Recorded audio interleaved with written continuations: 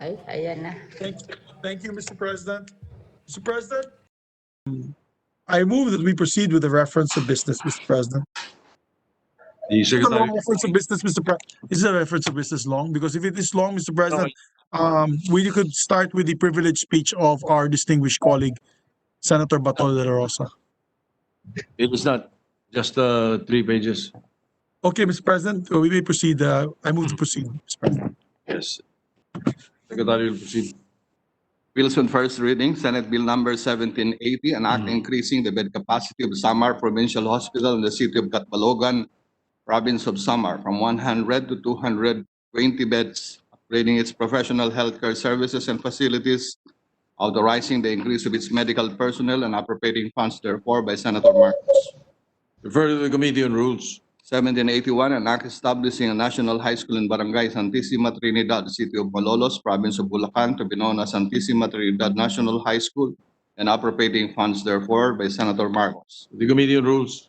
1782, an act exempting migrant workers from the payment of premium contributions to the Philippine Health Insurance Corporation, amending for the purpose RA 1122-3, otherwise known as the Universal Healthcare Act, and for other purposes by Senator Marcos. Refer to the Committees on Health and Labor. Senate Bill number 1783, an act establishing a national high school in Barangay Gabihan, Municipality of San Ildefonso, province of Bulacan, to be known as the Gabihan National High School, and appropriating funds therefore by Senator Marcos. The Committee on Rules. 1784, an act establishing a public hospital in the city of Maykawayan, province of Bulacan, to be known as the Hospital ng Maykawayan, and appropriating funds therefore by Senator Marcos. To the Committee on Rules. 1785, an act strengthening professionalism and continuity of policies and modernization initiatives of the Armed Forces of the Philippines by prescribing fixed terms for the Chief of Staff and other key officers thereof, increasing the mandatory age of retirement of military personnel, providing for a more effective attrition system, repealing sections 10, 11, and 12 of PD 1638 as amended, and sections 3 and 4 of Republic Act 8186 as amended, and for other purposes by Senator Gordon.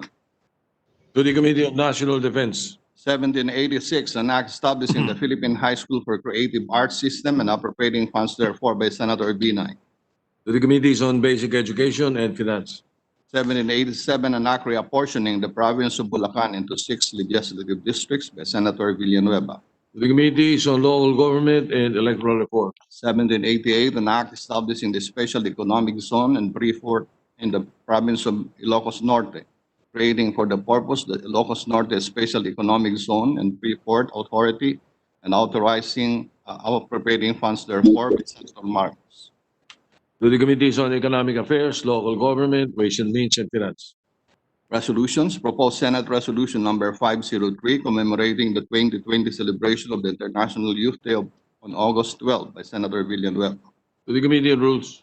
504, directing the appropriate Senate Committee to conduct an inquiry in aid of legislation on the state of the dairy industry in the country as implemented by the National Dairy Authority and the Philippine Carabao Center under the Department of Agriculture by Senator Villar. To the Committee on Agriculture. And 505, resolution congratulating and commemorating Alexandra M. Iyala for successfully dominating the 2020 Australian Open Junior Girls Doubles held in Malvern Park, Australia on January 31, 2020 by Senator Angara. To the Committee on Rules. Majority Leader. Thank you, Mr. President. Mr. President, I would like to recognize our distinguished colleague, Senator Ronald Bato de la Rosa, to deliver his privileged speech. Senator Ronald De La Rosa is recognized. Thank you, Mr. President and Majority Leader. Mr. President, dear colleagues, good afternoon. I rise before you today not only as a member of this august chamber, but as a former soldier and a former police officer who has in my lifetime seen and experienced the abysmal horrors of war and terrorism. The grim scenario of massive destruction and desolation, bloodied and mangled bodies of innocent civilians and military or police personnel splattered everywhere just keeps entering my mind whenever I hear news of terror attacks in any part of our country, especially in my beloved Mindanao. Yesterday, this scenario became so real again as two explosions wreaked havoc in Jolo province of Sulu. According to initial reports, the first explosion happened near Paradise Food Plaza along Serrante Street, Barangay World City in downtown Jolo. An improvised explosive device went off and killed 6 soldiers. The second explosion took place an hour after in front of a branch of the Development Bank of the Philippines in the same barangay. This time, the blast killed 1 more soldier and wounded at least 3 soldiers and 6 policemen. News reports say that the second explosion was allegedly caused by a female suicide bomber with alleged suspected links to Abu Sayyaf bomber Mundi Sawadjaan, nephew of Abu Sayyaf sub-leader and Islamic State head in the country, Hadjan Sawadjaan.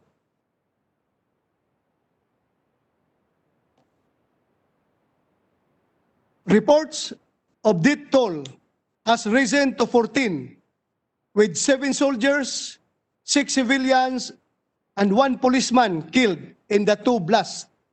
At least 75 people were wounded, 48 civilians, 21 soldiers, 3 local policemen, and 3 PNP Special Action Force personnel.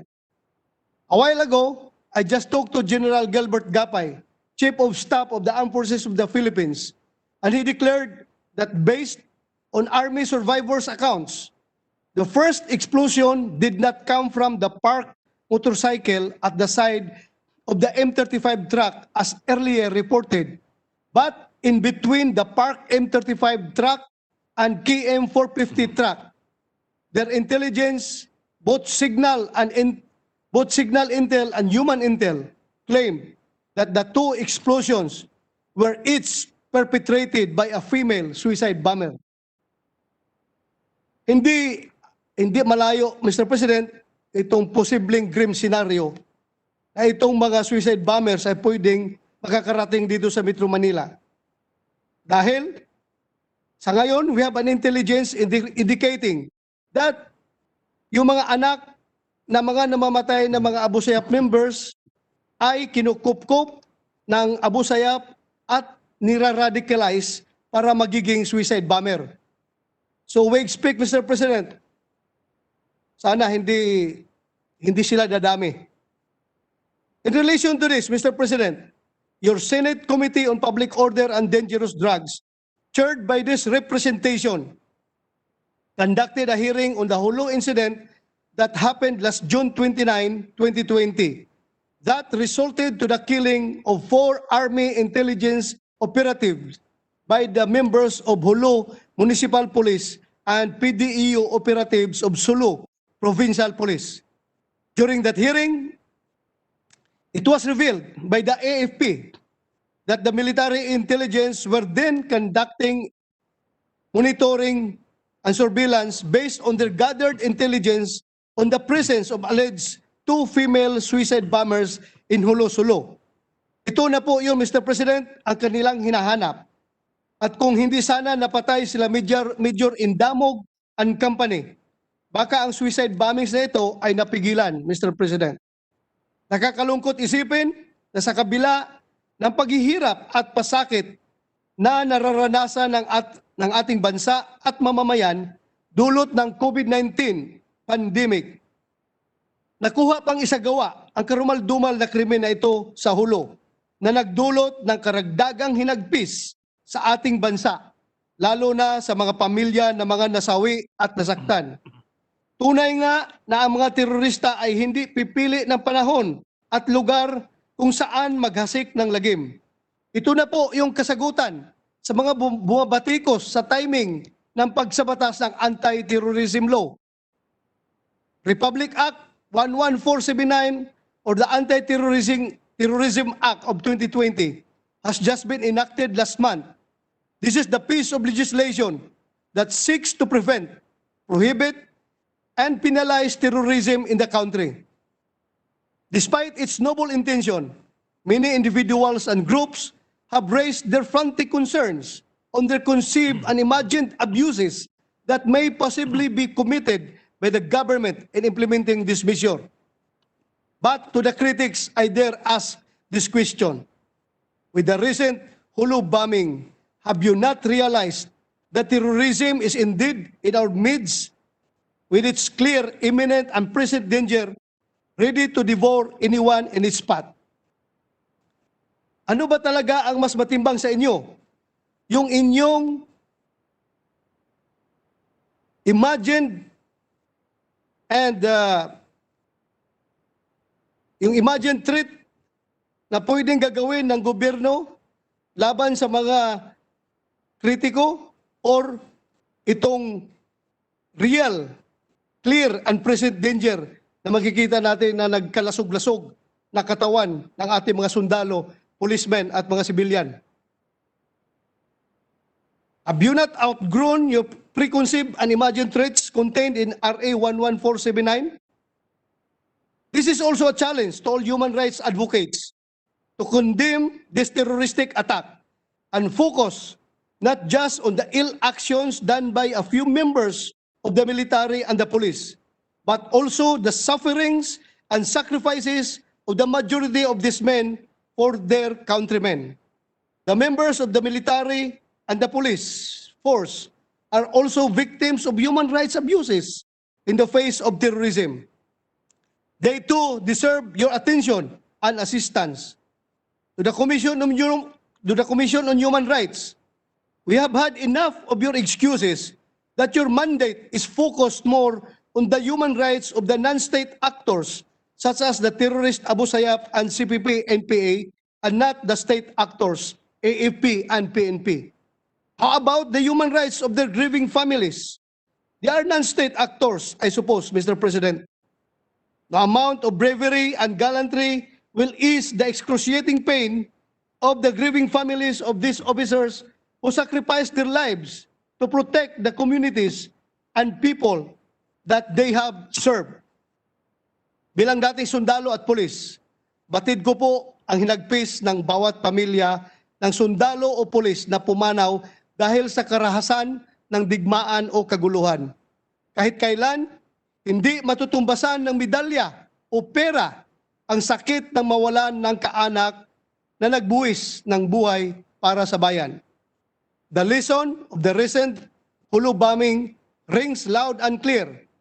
Terrorism is real and it is in our midst. Let us all join forces in fighting this evil with strong determination and courage to curb its roots and throw it into the dungeons of hell. I offer my deepest sympathies to the grieving families of the members of the military and the police and the civilians who have died. The sacrifices of their loved ones will never be forgotten. To them, we offer our firm commitment to fight terrorism till the end in order to give justice and meaning to their death. We also offer our sincere help and prayers for the recovery of those who were injured physically, emotionally, and psychologically with this Hulu bombing. May the God of peace and healing be with us in these trying times as we join our hands in restoring peace and order in the country and people. Maraming salamat po. Thank you. Mr. President, I believe Senator Bongo would like to make a manifestation as well, Mr. President. Senator Christopher Bongo is recognized.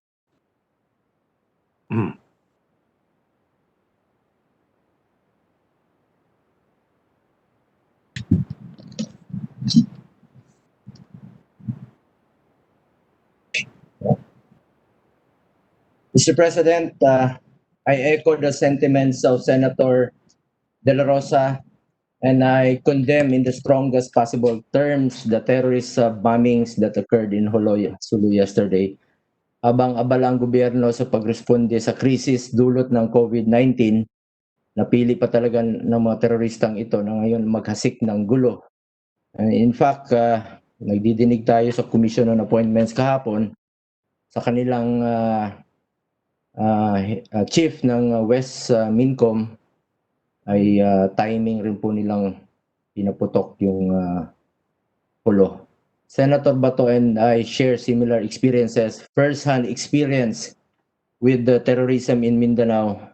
Davao City has been attacked several times before, such as the 2003 bombings of the old Davao International Airport and sa Wharf, 2005, the explosion in Davao City Overland Transport Terminal, 2013 twin explosions targeting two big malls, and recently, few months ago into the Duterte presidency, when an explosion took place at a night market last September 2016.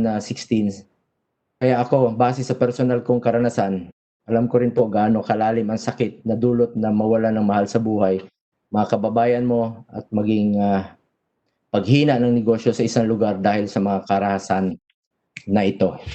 Ako po mismo sa wharf at doon sa airport ay naranasan ko rin po. Naabutan ko, nandyan pa yung mga bangkay, nasa kalye pa po. At yung sa airport nga po ay siguro 5 minutes lang po bago kami dumating ni then Mayor Duterte, pumutok yung airport. Nakakalungkot. The President has been doing his best to achieve just and long-lasting peace in Mindanao. He has already reached out to various groups since the beginning of his term. Inumpisahan na po niya ang lahat para lang po maabot natin yung kapayapaan sa Mindanao. Nakakalungkot na habang ginagawa natin ang lahat upang maisasayos ang ating lipunan, may mga terorista pa patuloy pa ring inalalagay sa peligro ang mga buhay ng ating mga kababayan. I reiterate my call on all agencies of government to ensure that those responsible for these acts of terrorism are held accountable for their actions.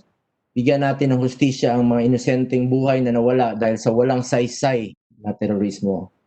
We have already passed the anti-terrorism law and I urge the government to properly enforce the law within its bounds against those who break it and stop terrorism at its roots. Panghuli, nakikiramay po ako sa mga naulila ng mga namatay, sa mga sundalong nag-alay ng kanilang buhay, at sa mga inosenteng sibilyang nadamay. In fact, plano rin po namin mismo bumisita dun sa Jolo. That's all, Mr. President. Maraming salamat. Mr. President. Yes, Majority Leader. Thank you, Mr. President. Mr. President, I join my colleagues from Mindanao in condemning the strongest terms the terrorist incident in Jolo, Sulu. It's really sad that this had to happen. We had already come up with an organic act to be able to give them the full autonomy that they had so required, especially the way to manage their affairs in the area. Unfortunately, there were still remnants of resistance in the province of Sulu, and I guess these are the ones that are causing the trouble now. And we give our support to the families of the soldiers and the civilians who had died and perished in that unfortunate incident, Mr. President. I hope that the AFP and the PNP can go deeper and find out. Apparently, one of the reports was there was an Indonesian woman, Mr. President. I do not understand why there are several foreigners in that particular part of the region that they cannot still tap and locate and track, Mr. President. I hope we'll, with the full support of the Senate and the government, we can get to the bottom of those who perpetrated this massacre and bombing and terrorist act, Mr. President. With that, Mr. President, I'd like to refer the speech of the Mr. President. Mr. President, may I recognize Senator Lisa Ontiveros. Senator Ontiveros, recognized. Salamat, Mr. President. Inahahayag ko yung aking pinakamalalim na pagdadalamhati tungkol sa mga sundalo, yung police personnel at mga sibilyan na pinatay sa twin bombing sa Jolo, Sulu. Nakikiramay po ako sa kanilang mga pamilya at mga mahal sa buhay. Pinagdarasal ko rin ang kaligtasan ng lahat mula sa mga gustong maghasik ng dahas at takot. Inuudyok ko po yung ating mga otoridad na kaagad siguruhin ang kaligtasan ng ating mga mamamayan at mag-conduct ng isang buong investigasyon tungkol sa gawaing ito ng terorismo. Kailangan papanagutin sa batas ang mga may responsibilidad nito. Nakikiisa po tayong lahat, Mr. President, sa ating mga kababayan sa Jolo, sa kanilang pagsusumikap para sa katarungan at kapayapaan kasama na po ng karapatang pantao. Salamat po, Mr. President. Majority Leader. Thank you, Mr. President. Mr. President, I move that we refer the speech of the gentleman from Davao and together with the comments made by our colleagues and yours truly to the Committee on Public Order and Security as a primary committee. And because there was a foreign terrorist suspect, Mr. President, we'll refer secondarily as well to the Committee on National Defense. I so move, Mr. President. Any objection? Hearing none, so referred. Thank you, Mr. President. Mr. President, another very important matter is the sponsorship of a resolution on the passing of our dear former colleague, Senator Eddie Ilarde. Mr. President, with the permission of the body, I move that we consider proposed Senate Resolution number 493. I so move. Any objection? Hearing none, the consideration of the resolution is in order. The chair yields to Senator Bambilo Lacson because I will be sponsoring also this measure.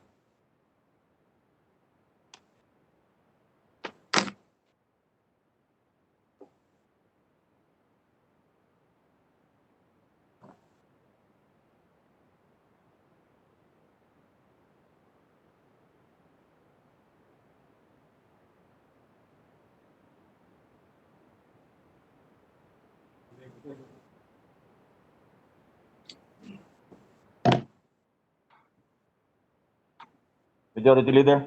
Thank you, Mr. President. Mr. President, may we ask the Secretary to read the title of the measure? Proposed Senate Resolution number 493, resolution expressing the profound sympathy and sincere condolences of the Senate on the death of the Honorable Edgardo Eddie U. Ilarde, former Senator, former Mambabatas Pambansa Assemblyman, and former member of the House of Representatives. Mr. President, may we recognize our distinguished Senate President, Senate President Vicente C. Soto III to sponsor the measure. The Senate President is recognized. Thank you, Mr. President. Thank you, our Majority Leader, my esteemed colleagues. Napakasakit, Kuya Eddie. This has been the popular line which later on inspired the making of a song with the same title, in reference to the repeated message of emotional pain or trouble being sent by letter senders to the famous radio personality Edgardo Eddie Ilarde in one of his shows entitled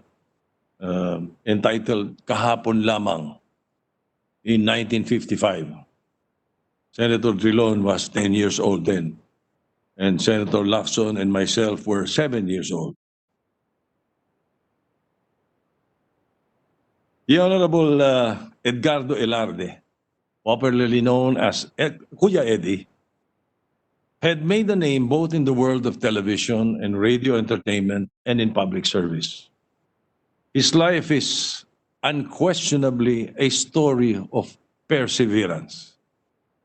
After he graduated with honors from the Iriga Central High School in Iriga, Camarines Sur, the youthful Eddie migrated to Manila and supported himself in obtaining his college education by working as a part-time employee in the DZRH radio station of the Manila Broadcasting Company and as a newspaper vendor and a shoe shine boy. At the age of 19, he started his broadcasting career as one of the regular radio announcers at DZRH. And over the years, he introduced the following television and radio programs: to wit, The Eddie Ilarde Show in 1955, Kahapon Lamang in 1955, Kapwa Ko Mahal Ko in 1975, Yagit in 1983, but a standout to this representation is Student Canteen in 1958.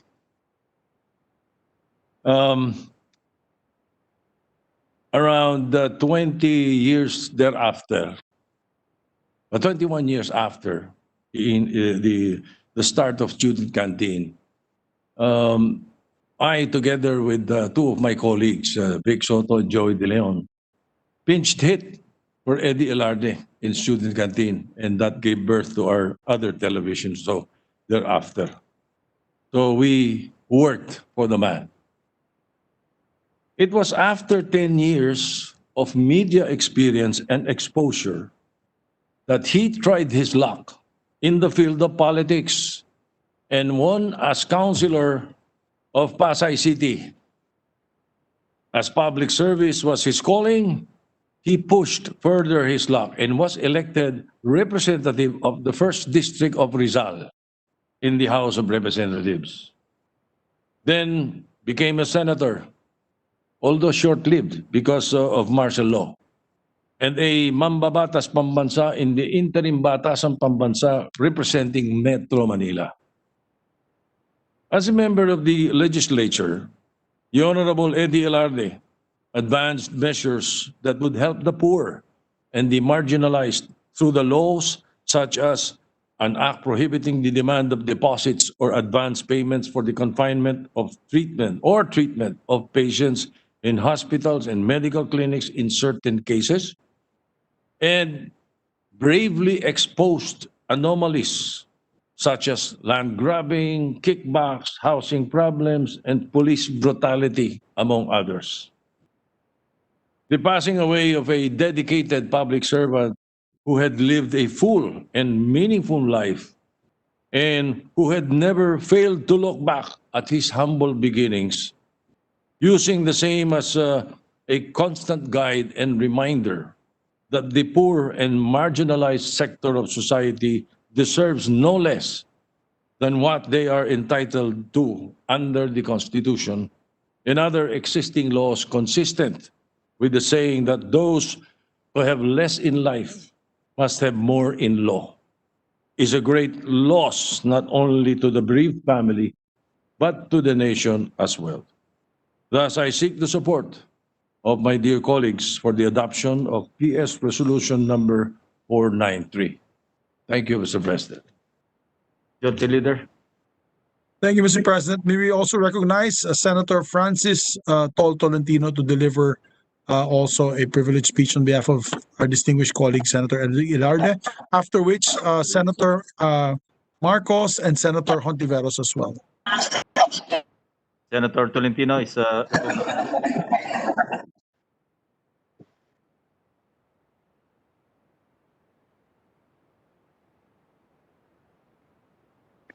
Mr. President,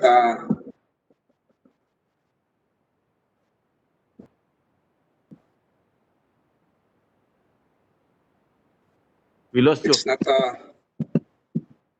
Mr. President, yeah, can you hear me now? Mr. Yes. President, Mr. President, Your Honor, we can hear you now. yes, Mr. President, bata pa ho ako, nakikita ko si Eddie Ilarde dumaan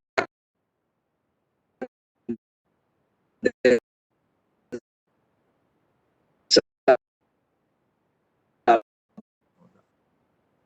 bahay sa Tagaytay. Eddie Ilarde is worthy of emulation. He now joins the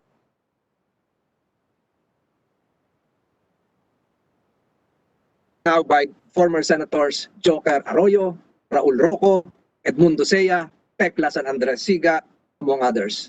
As mentioned by the Senate President, he is a symbol of relentless and he literally climbed the ladder of success. Dati po siya nagtitinda ng dyaryo, eventually studied journalism and became a radio icon.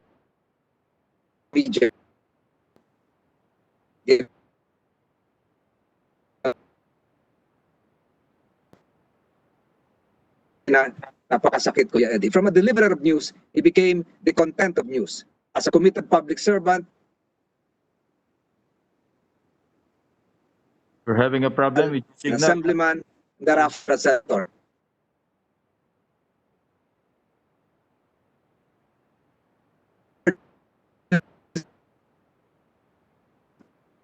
We just lost you, Senator Tolentino.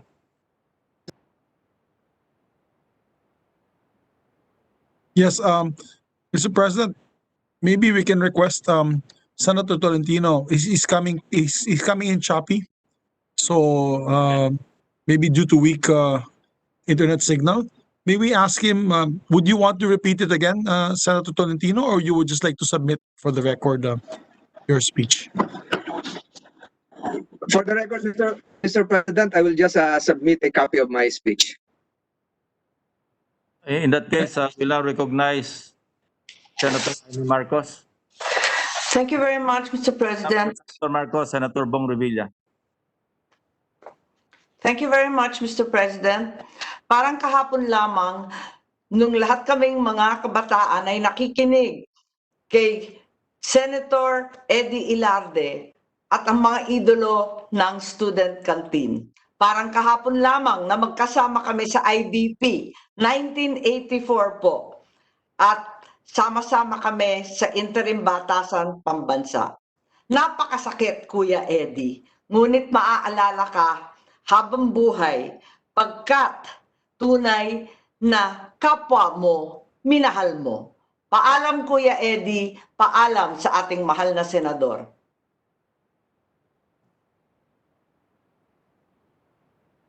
Is that all, Senator Marcos? Senator Bong Revilla is recognized. Mr. President, we also have to recognize Senator Ontiveros, after which we can have Senator Bong Revilla, if it's all right. She was ahead of the list. Okay, go ahead. Okay. Go ahead, Senator Bong Revilla is recognized. After Senator Gordon.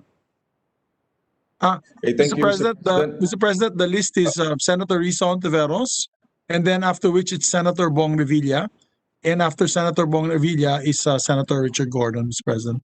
Sorry, so Senator Risa Ontiveros is recognized. Sorry about Thank that. you. Thank you, Mr. President. It's all right po. Mr. President, I join my colleagues in paying tribute to a former member of this august chamber, the late Senator Eddie Ilarde. Isang malaking kawalan si Sen. Eddie Ilarde sa larangan ng pagbabalita, serbisyo publiko at kulturang Pilipino. Bago pa man yung pagpupugay ko sa kanila bilang mambabatas, ang paghanga ko para sa yumaong dating Senador Eddie Ilarde ay para sa kanyang pagiging mabait at supportive na host sa maraming batang artists at cultural workers na naging panauhin nila nina Helen Vela at Bobby Ledesma sa variety show na Student Canteen. Ang kanyang mainit na suporta sa kabataan ay naramdaman namin mismo nina Lea Salonga, Monique Wilson, Menchu at Raymond Lauchenko nung nag-perform kami ng Sound of Music sa kanilang programa noong Disyembre 1980. Si Eddie Ilarde ang naging daan na marinig ko at maparinig sa mga Pilipino ang Sound of Music, ang isang musical na punong-puno ng pagmamahal. Pagmamahal sa musika, sa kalayaan at sa pamilya. Mula Sound of Music, biro po ninyo mga kasama, nasundan ko pa ang yapak niya dito sa Senado. Salamat tabi, Senador Eddie Ilarde. Maraming panahon na ang nagdaan, pero hinding-hindi ko kayo malilimutan. Diyos mabalos. Thank you, Senator Ontiveros. Senator Bong Revilla is recognized. Thank you, Mr. President. I join the chamber and the entire nation in mourning the passing of a colleague, legendary host, broadcasting icon, and public servant, Edgardo Eddie Ilarde. It is bittersweet that we honor his life, legacy, and service to the nation on his birth date. Kuya Eddie would have been 86 years old today. His immense contribution in the entertainment and broadcasting industry is truly unsurpassed. He was a pioneer of many programs formats in the Philippine radio and television. With his talent and using different platforms available at that time, he lent voice to the stories, struggles, and triumph of the ordinary Filipino. Recently, he also led the cause of uplifting the spirits and of inspiring our countrymen through music, especially at this time of distress and anxiety. As a fellow member of the industry, I am indeed grateful for his creative work, from which the succeeding generations had built upon to make the entertainment industry as vibrant and inspired as it is. His energy is quite admirable. His program Kahapon Lamang, arguably the longest running radio show in the Philippines, was still running before the pandemic hit the country. He also founded one of the biggest senior citizens group in the country. I am certain that his outputs would have been very helpful in the senior citizens welfare bills that we are all currently advocating in this chamber. The passing of our beloved Kuya Eddie is truly a great loss to the country. My deepest condolences and sympathies to his bereaved family and loved ones. With the permission of the author and sponsor, may I be co-author and co-sponsor of the said resolution. Thank you, Mr. President. Thank you, Senator Bong Revilla. I hope you're feeling much better now. Yes, I'm much better now. Thank you. Senator Richard Gordon is recognized. Thank you, Mr. President. I would like to be a co-author in this wonderful resolution, principally because I knew Eddie Ilarde personally. He was an icon on television and radio. His baritone voice, almost melodious, in fact, was quite popular. The student canteen days where we had the privilege of guesting at some time there. He was very kind, very humble, and certainly inspiring. He always made it a point to tell me to go on because one time we were together in a political scenario where we were trying to get some candidates inducted to become official candidates of the Liberal Party. They had their problems with their candidate in Quezon City. I had my problems in Olongapo with my mother. And when I came out and gave very direct and frank statements to then Speaker Cone Villarreal and the others, I saw him cheering and saying, go, go, go, go. And I never forgot that because it encouraged me to be more strong and more forthright. And later on, he talked to me and he said, go on and do what you do because you do a good job at it. Of course, there were other times when I would meet him later on in life. We all know that he was part of the victims of the Plaza Miranda bombing, and later on, we all know that he was a man of humble origins from Bicol, and yet his example is an example of a man who rose because he wanted to. He was a very epitome of the man na kung gusto mo, maraming paraan. Kung gusto mo umangat, aangat ka. Hanapin mo lang ang pwesto mo. Hanapin mo lang talaga ang niche mo and you will succeed. And he became the best at it. And he gave a lot of enjoyment, a lot of entertainment to many Filipinos. At that time, Student Canteen was number one with Leila Benitez. It was a very odd crowd. Laila was kind of aristocratic. And of course, Eddie Ledesma was kind of Bisaya in his action, and he didn't speak straight Tagalog. And Pepe Pimentel, another good friend from way back. Eddie Ilarde and Pepe Pimentel joined me when my father was assassinated, and I never forgot that. He was always pushing forward, great example for everybody. No, not even a hit of corruption, and certainly always working hard. We cannot forget him. He was one of the avant-garde performers, all-around performers that certainly graced the TV screen and the radio waves during our time. Let me just condole with his wife Sylvia, and of course his children Dino, Aldo, Nilo, Liza, Rico, Paolo, and Lara. It's always painful to lose a loved one, but the painfulness is always accompanied by the fact that it's painful because you love him and that you have you have a lot to be proud of him, and that his loss is painful because you want more of him.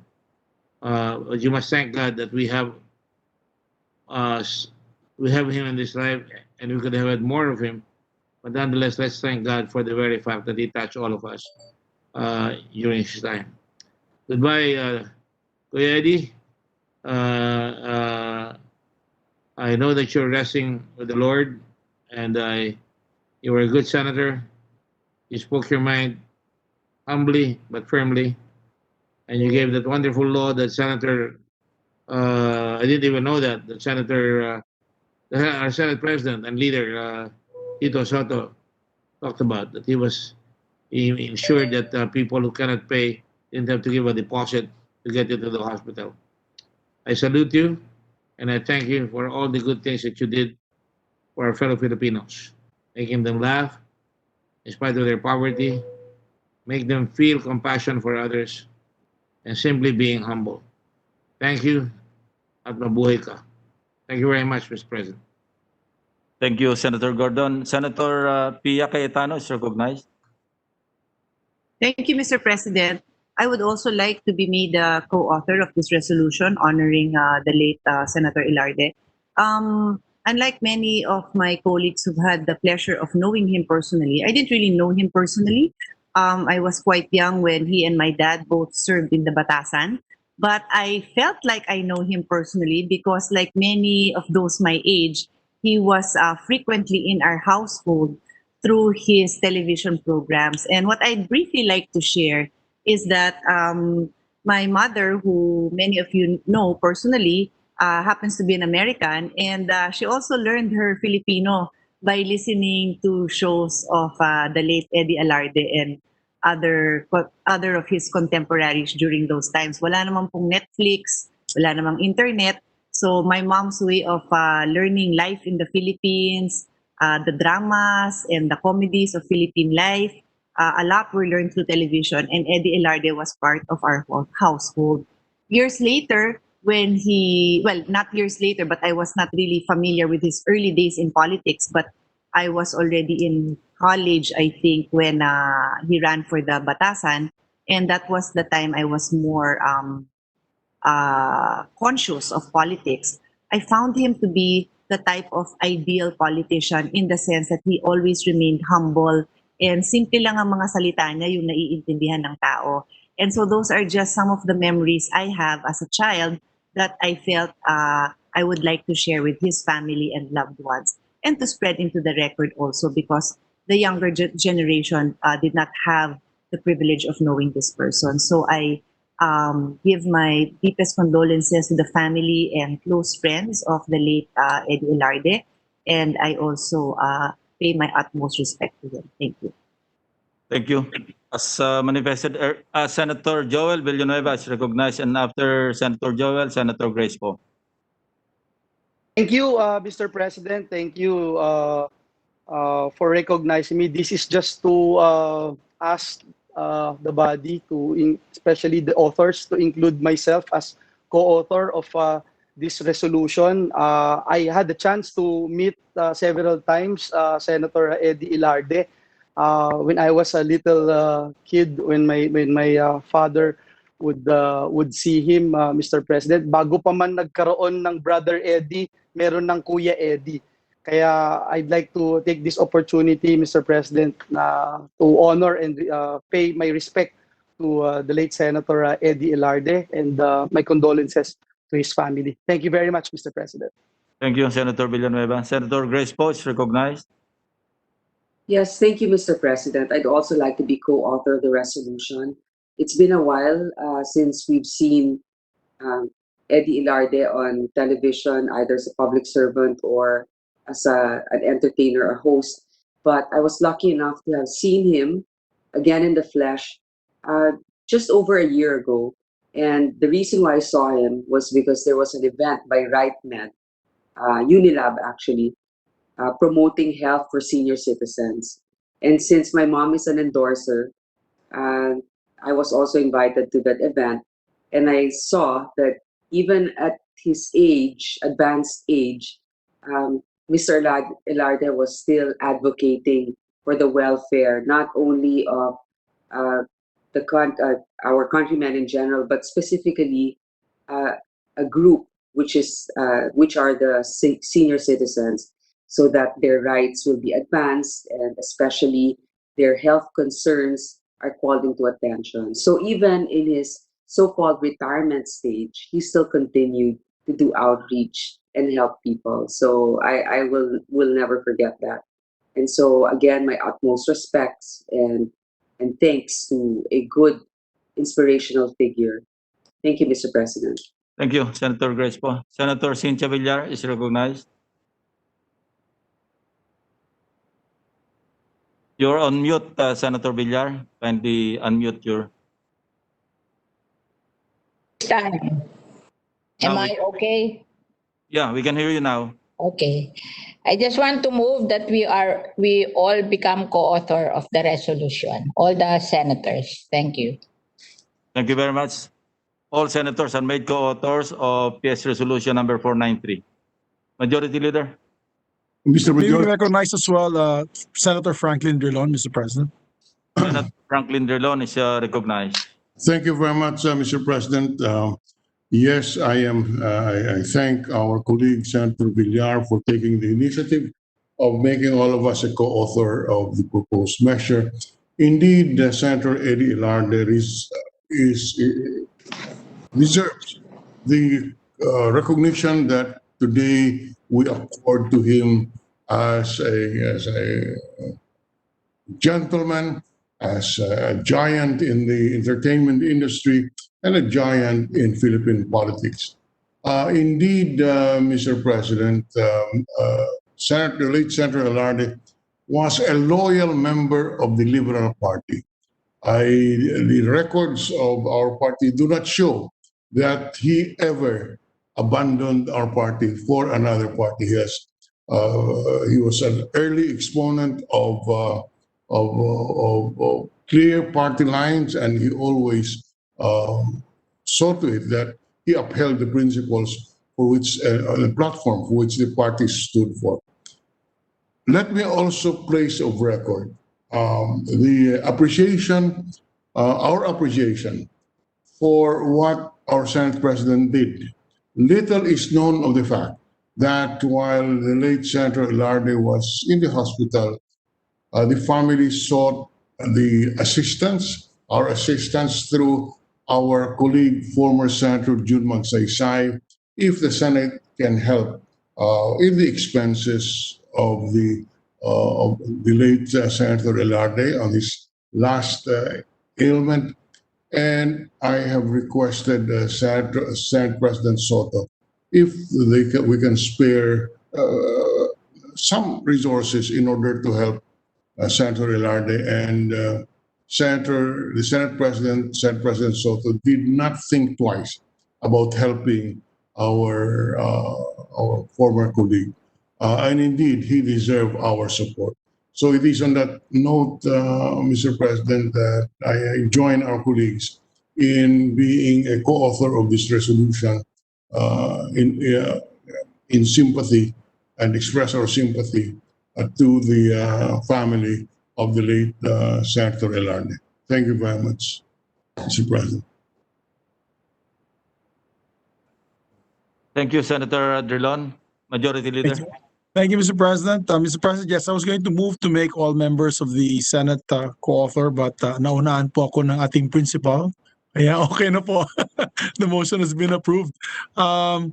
With that, Mr. President, we again know our sincerest condolences, our deepest condolences to the family of Senator Edgardo Eddie Ilarde. Mr. President, with that, we'd like to resume consideration, Mr. President, of We have to May- entertain a motion Yes. to adopt PS Resolution 493 first. Oh, my apologies, Mr. President. Yes, my apologies. Move to adopt PS Resolution number 493. Any objection? Hearing none, PS Resolution number 493 is hereby adopted. Thank you, Mr. President. Mr. President, if our dear Senate President Vicente Soto is ready to interpolate our distinguished colleague Senator Risa Ontiveros. If he is, we move. My apologies, Mr. President. With the permission and asked the permission of the body already earlier, if we can recognize Senator Joel Villanueva for his sponsorship of a measure, because it's just a simple sponsorship of a measure, and then we can go into our interpellations, which usually take a longer period of time. Mr. President, I move that we Consider. transfer from the calendar of ordinary business to special order Senate Bill number 1778 under Committee Report number 105. I so move, Mr. President. Any objection? Hearing none, so ordered. Senator Joel Villanueva is recognized. Mr. President, I have to move, Mr. President, to consider the measure and ask the Secretary to read the title of the measure. Magmo-motion. Go ahead, Majority Leader. Thank you. I move, Mr. President, to consider Senate Bill number 1778 and ask the Secretary to read the title of the measure. The Secretary is ordered to read the title of the measure.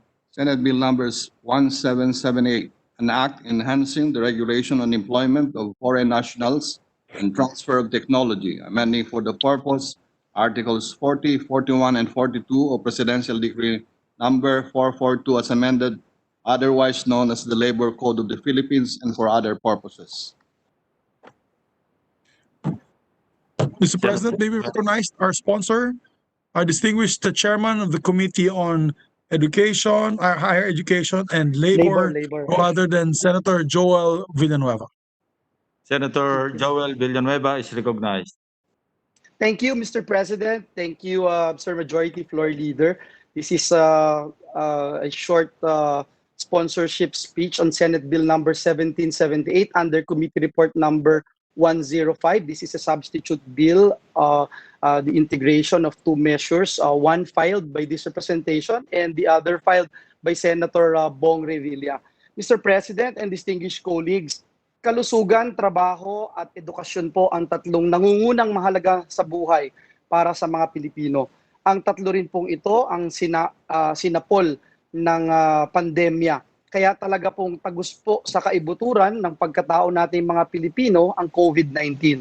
However, even before and amidst the pandemic, one particular malady that adds salt to the wounds of our Filipino workers is the influx of foreign workers in the country who take on the jobs, jobs that Filipinos are competent, able, and more than willing to take, such as call center agents, electrical technicians, tour guides, machine operators, and even construction workers, Mr. President. Pati po mga barbero at chefs sa mga restaurant natin, may mga dayuhang manggagawa na rin. Hindi po ba katumbas na rin ito ng pagpayag nating ipanakaw ang mga trabaho at oportunidad na sa mga kababayan pa lang po natin ay kulang na. Higit 27 milyong Pilipino po ang walang trabaho noong isang buwan ayon sa SWS. Higit 3 beses na mas mataas kumpara sa inilabas na datos ng PSA noong 3 milyong Filipino ang trabaho. Sa laki po ng pangangailangan ng mga Pilipino sa trabaho, hindi na dapat maging bahagi ng ating new normal ang patuloy na pagdagsa ng mga illegal na dayuhang manggagawa sa bansa. Mr. President, distinguished colleagues, the influx of foreign workers is more pronounced in the exponential and even virulent mushrooming of Philippine offshore gaming operators or POGOs in our country. Mula po noong naisawalat natin at ng ilang mga kasamahan natin dito sa Senado ang pagdagsa ng mga illegal na dayuhan na manggagawa. Simula po doon sa matatanda nyo sa Fontana Leisure Park at Casino Hotel sa Clark. Kung saan noong 2016 tila hindi na naampat ang buntong-buntong pagdating ng mga dayuhang foreign workers na nagtatrabaho sa mga POGO. Kahit po ang COVID, hindi po napigilan ang operasyon ng POGO at sugal sa bansa. Patuloy din po ang pagpasok ng mga dayuhang manggagawa habang lockdown, samantalang hindi naman makapasok sa kanilang mga trabaho ang mga Pilipino.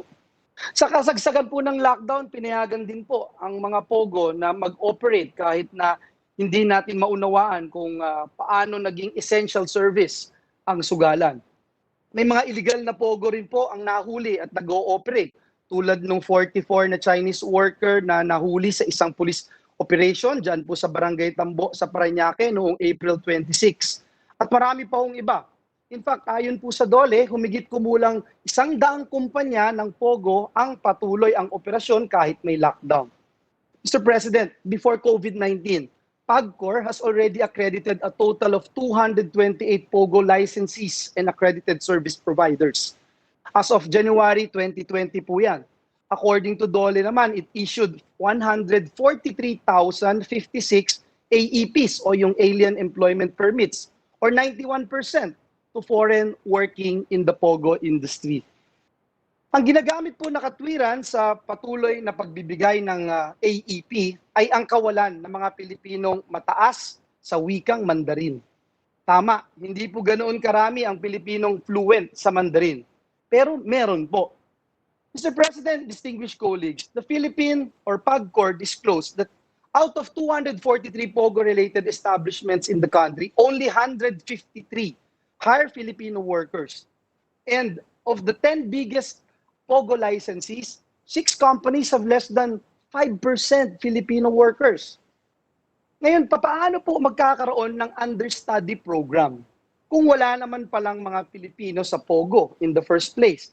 At kung patuloy po ang pagbibigay ng alien employment permits sa kasagsagan ng lockdown, paano rin po kaya nagawa ang labor market tests?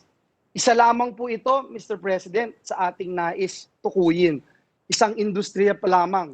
We believe, Mr. President, that DOLE should adopt a more stringent process for vetting of foreign workers, not only in POGOs but in all industries, considering the peculiarities of the industries. Mr. President, distinguished colleagues, the lingering problem of coordination and accountability among government agencies for the increasing number of foreign nationals working illegally in the country is the context of our proposed amendments to Articles 41 and 42 of the Philippine Labor Code. It is also in the context of contributing to the necessary balancing act amid the COVID-19 pandemic that we sponsor Senate Bill number 1778 under Committee Report number 105, enhancing the regulation on employment of foreign nationals and transfer of technology, amending Articles 40, 41, 42 of the Labor Code. Let me just give you some of the salient points in this particular measure, Mr. President. One, a mandate for all non-resident foreign nationals seeking employment in the Philippines that they must apply for an employment permit from DOLE.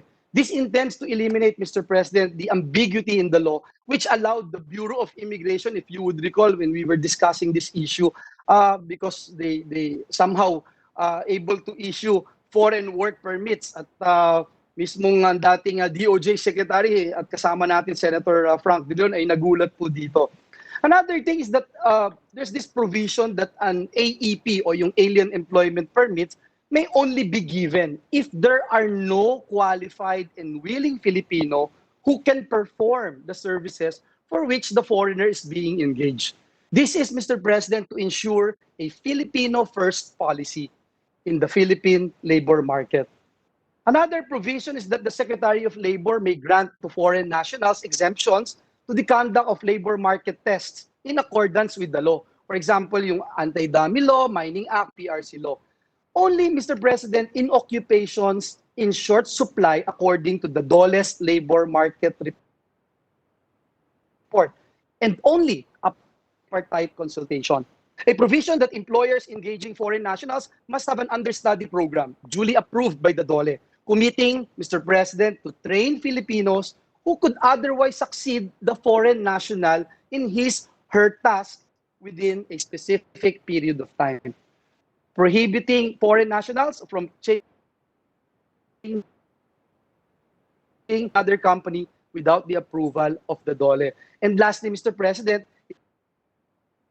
it provides for penalties for hiring foreign nationals without alien employment permits, for failing to complete the skills and technology transfer to Filipinos by employed foreign nationals within the prescribed period, and for changing positions or employers by employed foreign nationals without the prior approval of the DOLE. Nais po natin, Mr. President, ipagdiinan na hindi po tayo against sa foreign employees. Okay lang po silang pumasok dito as long as walang more than willing or able na makakagawa o gagampanan ang kanilang trabaho dito sa Pilipinas. At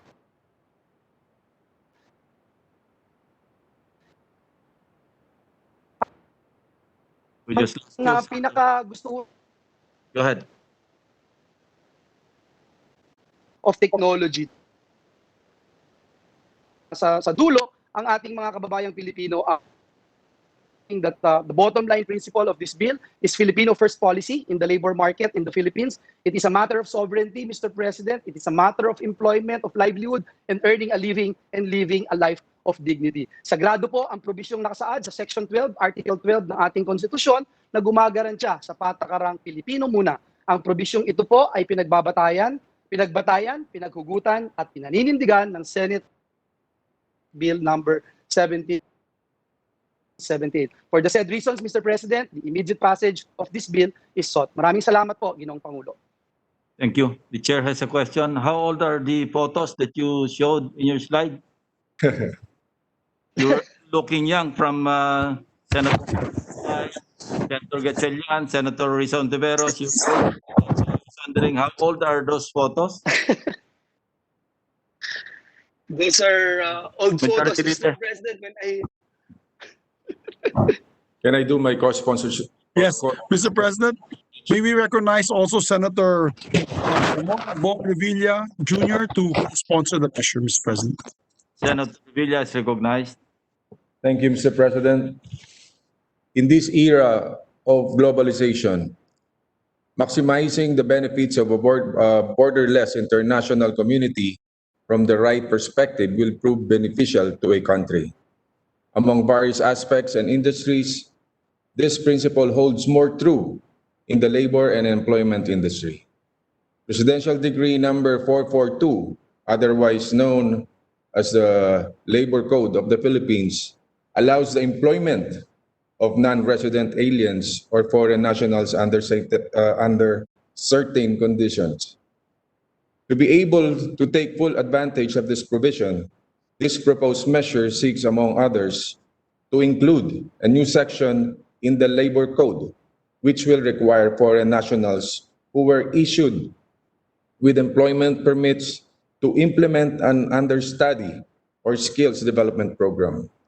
Through such program, Filipinos will be recipients of transfer of technology and skills, which will allow them to eventually perform the job done by the said foreign national. With the permission of the good chairman of the Committee on Labor, Employment and Human Resources Development, it is my honor to co-sponsor Senate Bill number 1778 under Committee Report number 105. As the author of the Senate Bill number 458, which was incorporated in the said committee report, I fully support the noble intent of this proposed legislation. Mr. President, a measure of similar nature was approved on third reading by the House of Representatives in the previous Congress and was transmitted to the Senate but did not prosper into becoming a law. Ngayon na naihain na po ang panukalang batas na ito sa plenaryo, naniniwala po ko na may papasa natin ito sa lalong madaling panahon. Ginoong Pangulo, pinapahalagaan po at sinusulong natin ang proteksyon para sa ating mga manggagawa at ang pagpapaunlad ng kanilang kaalaman at kakayahan.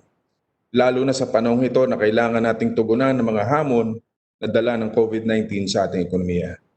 Ito ang pagkakataon na dapat nating paigtingin ang mga polisiya at programa na tutulong sa atin upang bumangon at manatiling matatag sa kabila ng mga pagsubok. This measure seeks to be an instrument of achieving this goal for our workers and our industries and our economy as a whole. I would like to thank and commend the sponsor, Senator Joel Villanueva, for shepherding this measure. I implore my colleagues to support the passage of this piece of legislation. Thank you, Mr. President. Thank you, Senator Villa. Majority Leader. Thank you, Mr. President. Mr. President, to allow our colleagues to study the measure further, I move that we suspend consideration of the measure. An objection? So suspended. Thank you, Mr. President. May we take up number one item in our agenda, Mr. President, for interpellation. I move that we resume consideration of Senate Bill number 1334 under Committee Report number 45. I so move, Mr. President. An objection? Senate Bill, anong number yun? 1334 under Committee Report 45 is hereby considered. May we recognize, Mr. President, to sponsor our distinguished Senator Risa Ontiveros, and to interpolate our distinguished Senate President Vicente Soto III, if he's ready, Mr. President. Senator Risa Ontiveros, the sponsor of the measure, is hereby recognized, and to interpolate the Senate President, Senator Vicente Soto III. Thank you, Mr. President. Before we continue, sabihin ko lamang po na kanina tinanong ng presiding officer si Senator Joel kung ilang taon na sila dun sa mga letratong ipinakita nila nung sponsorship speech nila. Pasalamat po si Senator Joel, hindi ko pinakita yung mga letrato ko nung nag-guest kami sa ating ginagalang na yumaong Senador Eddie Ilarde noon sa student canteen. Kasi 14 years old lang po ako noon, Mr. President.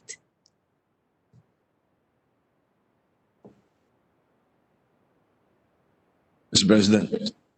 Senator Soto is recognized. Thank you. Will the distinguished lady from Akbayan favor us with some answers to questions on the proposed bill 1334? Willingly, Mr. President. All right, thank you.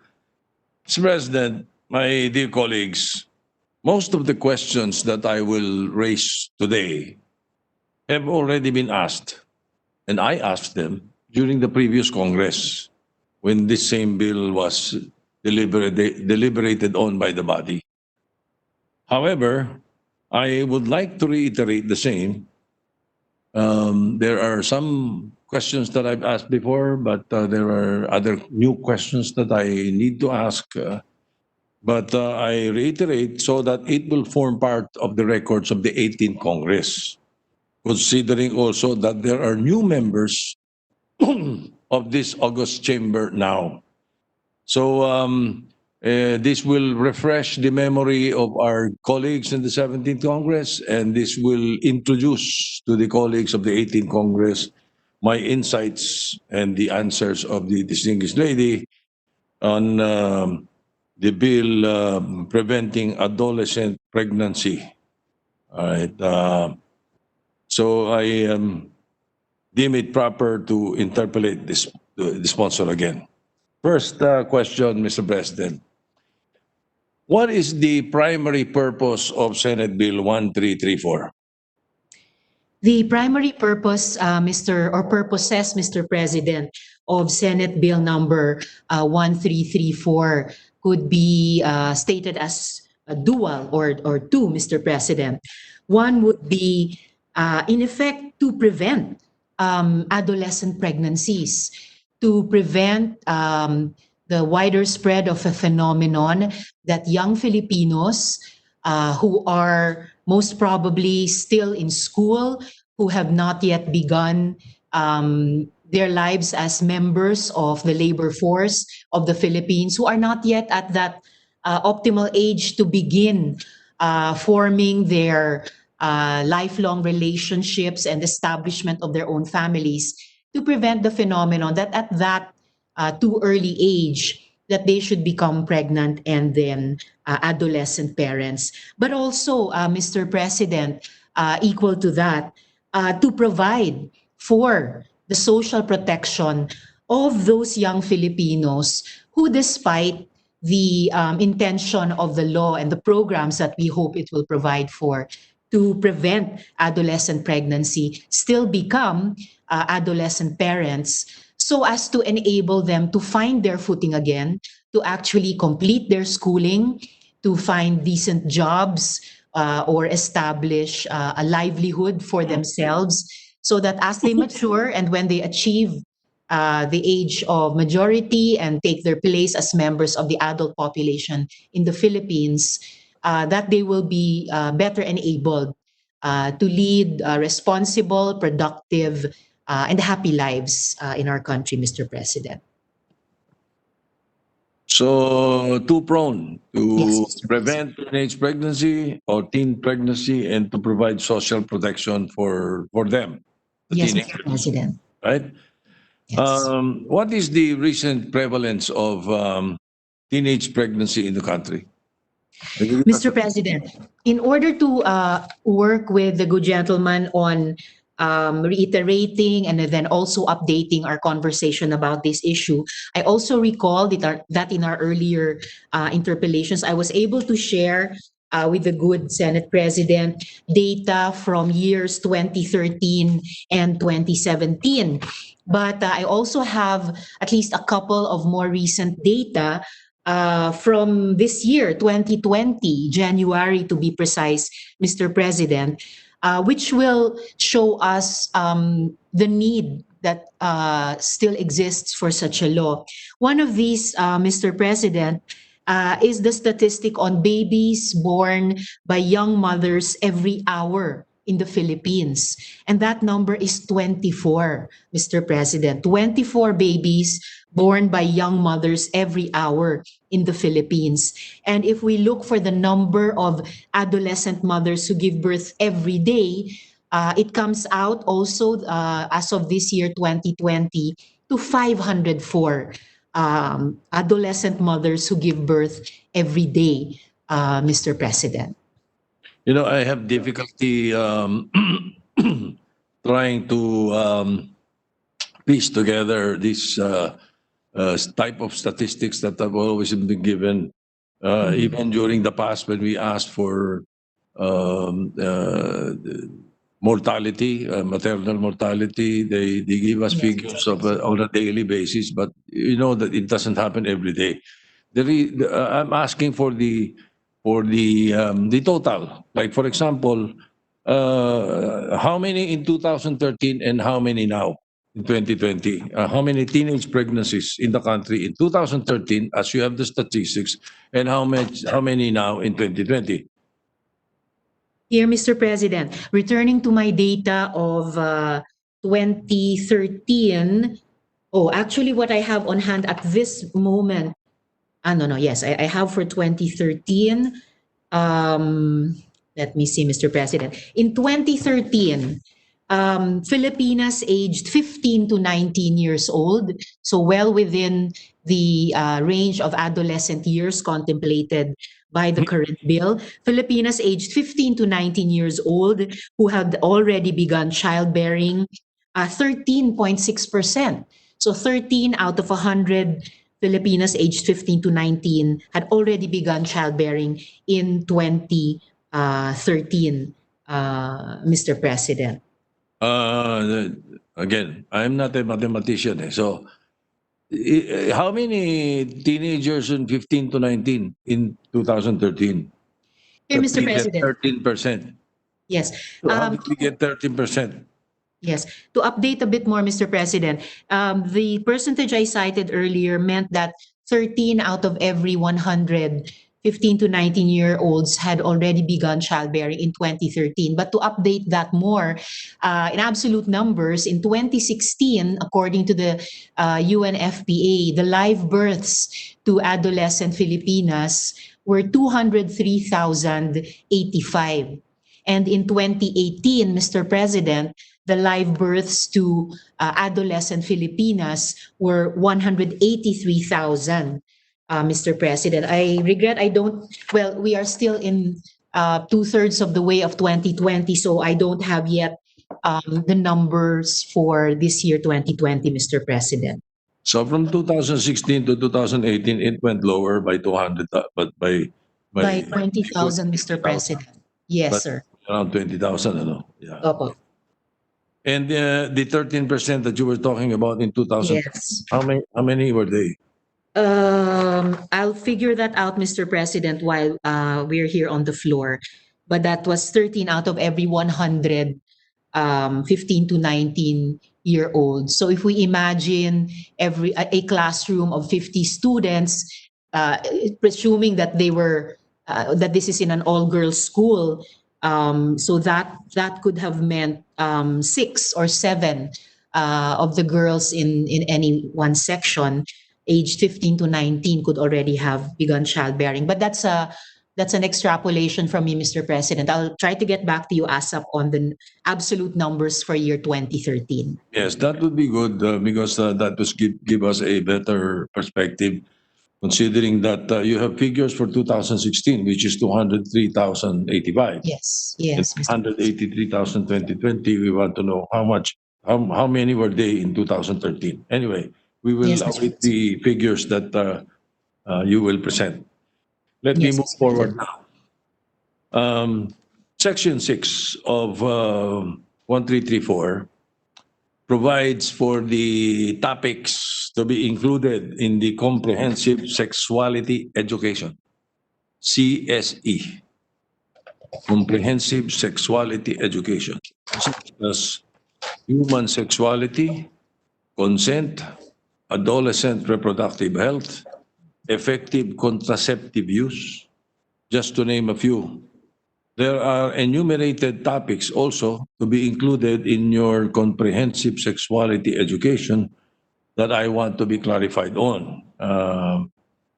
What I mentioned, well, are self-explanatory perhaps, Human sexuality, alam natin yun. Consent, siyempre. Adolescent reproductive health, yes. Effective contraceptive use, debatable, but okay. Thank Now, you, Mr. President. particularly on the following, digital citizenship. What do you mean by the term digital citizenship? What is the reason why we are including it in sexual education? Thank you, Mr. President. I appreciate that this is, in fact, one of the topics in comprehensive sexuality education that has continued to evolve both in scope and importance since the good gentleman and I last interpellated about this bill. I remember during our previous interpellation, the digital citizenship was further enhanced by our including, and if I could remember correctly, it was on the instance of the good Senate President, a provision mandating cell phone service providers to include in their communications to their subscribers aspects of digital citizenship. So, but that's in terms of the platform, Mr. President. The most important contents about digital citizenship in relation to preventing adolescent pregnancy would begin with the responsible use of technology in order to engage with society on any level. And by this, I mean at least 2 things, Mr. President. One is teaching adolescents how to responsibly and safely use or move in the digital world in social media, especially at a time, and here I bring us right up to the current months that we are in the middle of a pandemic, right up to this time that both women and children advocates are warning about the upsurge in online sexual exploitation of children, as well as various forms of violence against women and abuse of women, even online. And the second important aspect, Mr. President, coming from the preventive side, would be on the curative or responsive side. How to seek help if for these young people to know how to seek help if in their participation in the digital world they should be subject to any abuse or any dangers that may lead to adolescent pregnancy on their part, Mr. President.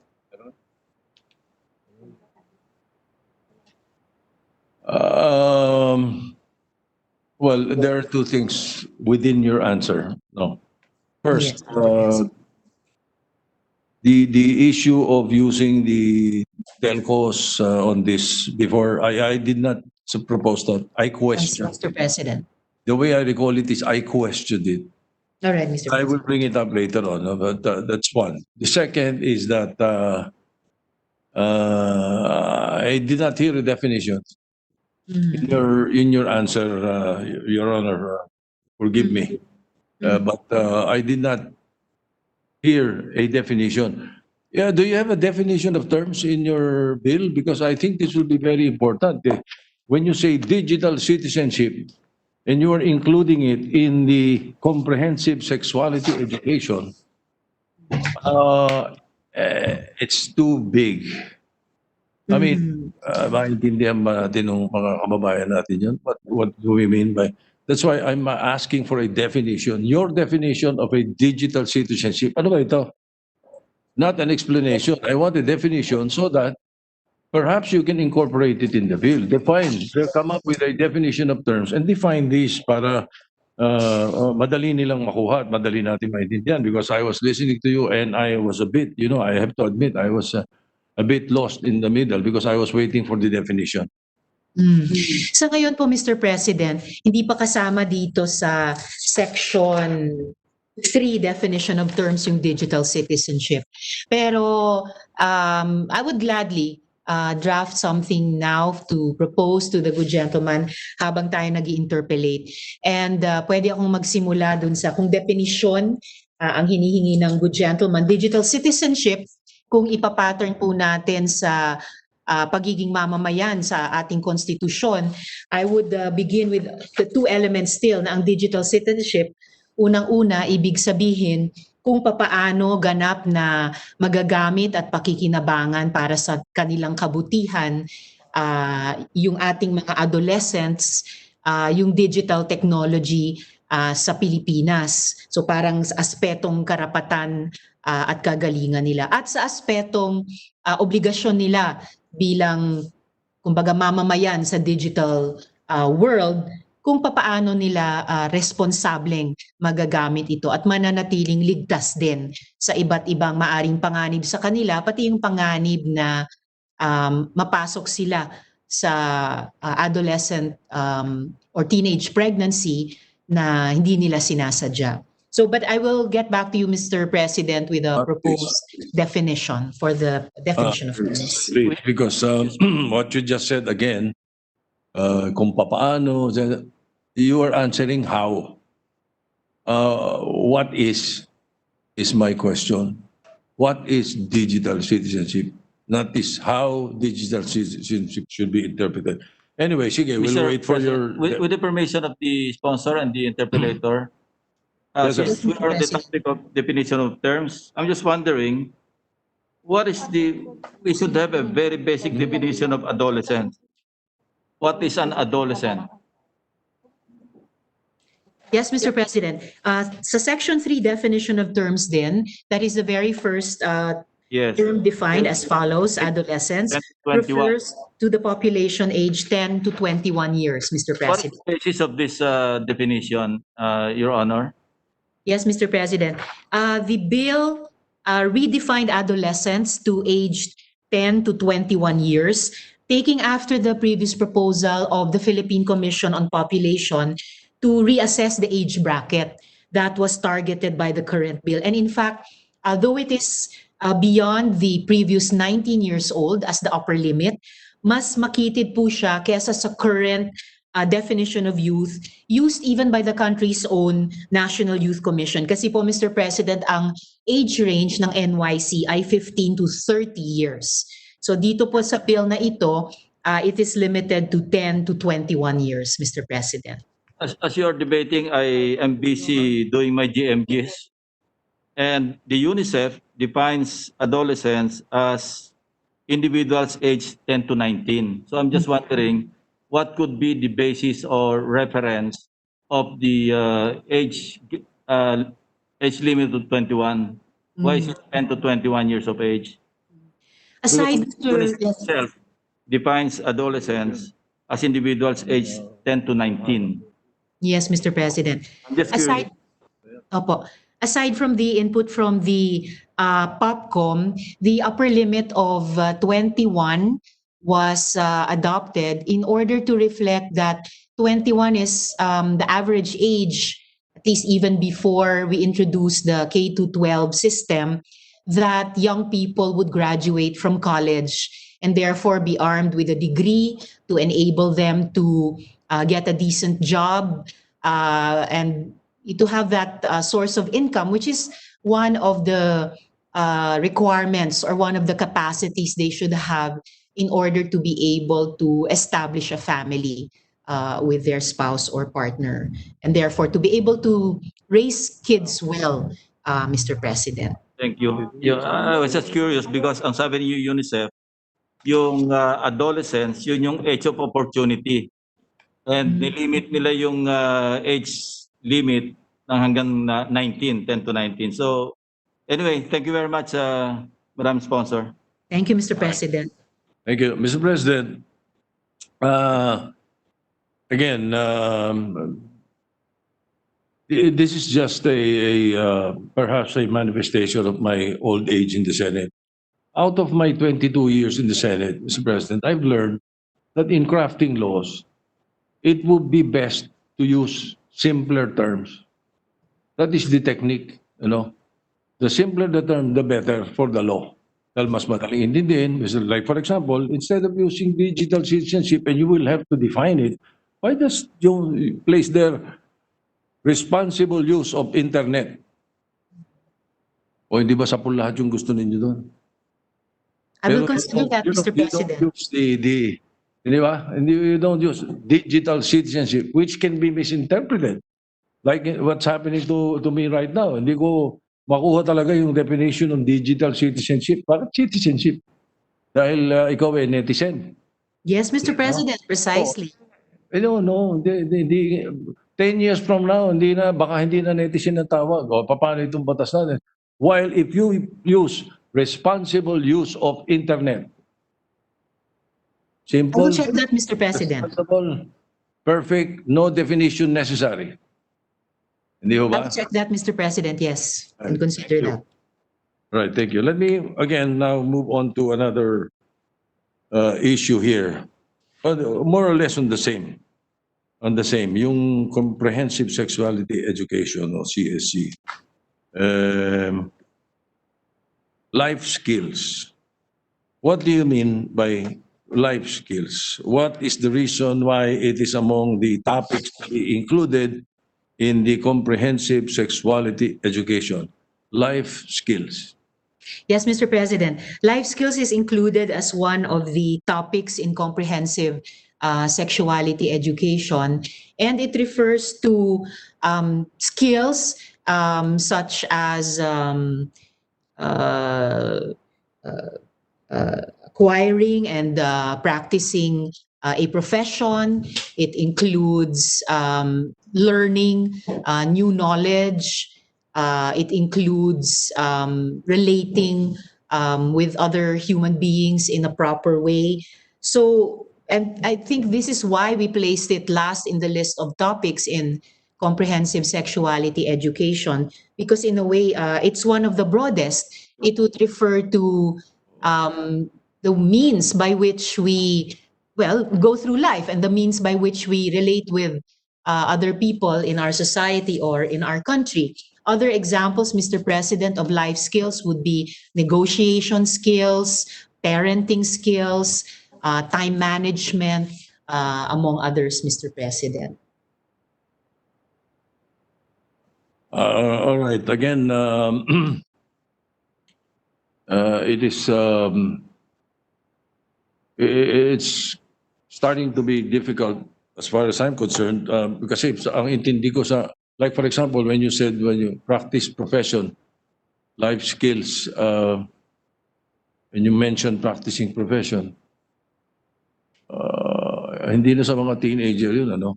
And then, survival skills, ang intindi ko sa life skill, parang survival skills.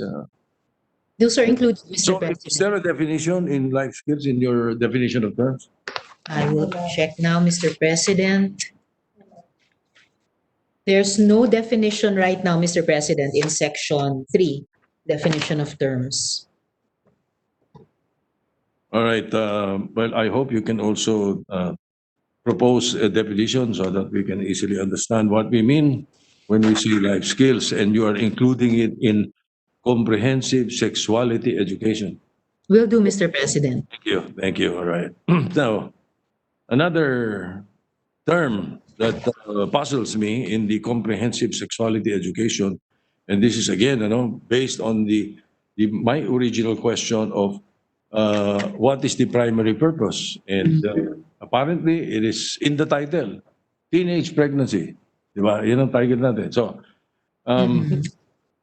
why is gender equality and equity included in the comprehensive sexuality education? How would it help in achieving the primary purpose of the measure? Gender equality and equity. Gender equality and equity, Mr. President, is actually among the heart and soul of this bill. So I'm glad that the good gentleman asked about it. If we can, through comprehensive sexuality education in particular, and parenting and teaching more broadly, teach our young girls and boys about gender equality and equity, then, for example, our young girls, our adolescent girls, would be more firmly grounded in the belief that they are, as female, born equal to the males, and would need to say yes to any relationship, or have the right to say no to any relationship or any action related to relationship. That is also the principle in gender equity, that each young person, each adolescent, no matter their sex, no matter their SOGI, have the equal right to bodily integrity, to safety, to dignity, to be respected in their decisions. When we say gender equality and equity, Mr. President, we say that the girls and boys are equal participants in a relationship. And that being said, they have equal decision-making in relationships, including if and when to have sex, or if they even should have sex or should not, Mr. President.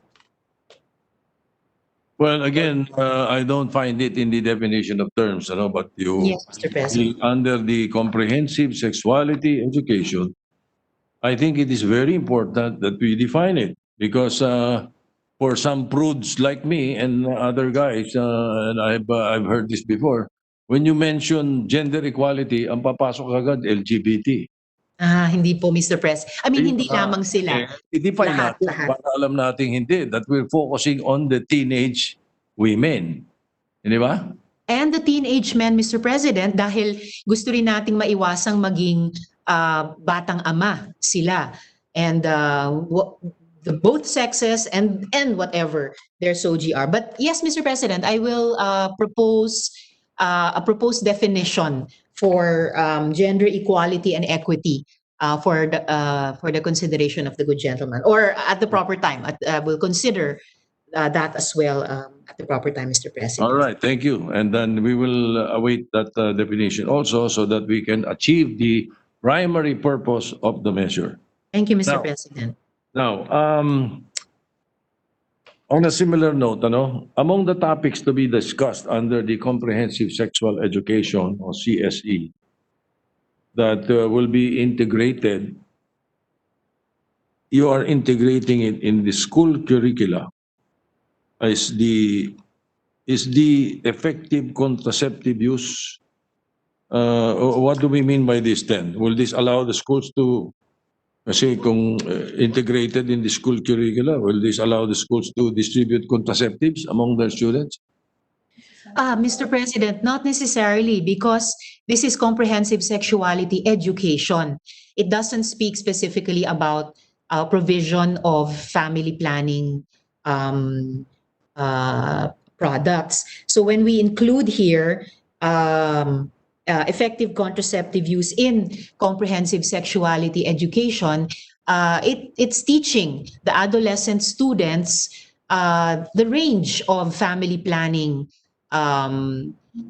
methods, products, services, including both natural and scientific family planning methods, Mr. President, through subjects like health or science or social studies, wherever in the curriculum that the DepEd has designed for the different schools to incorporate this subject matter, Mr. President.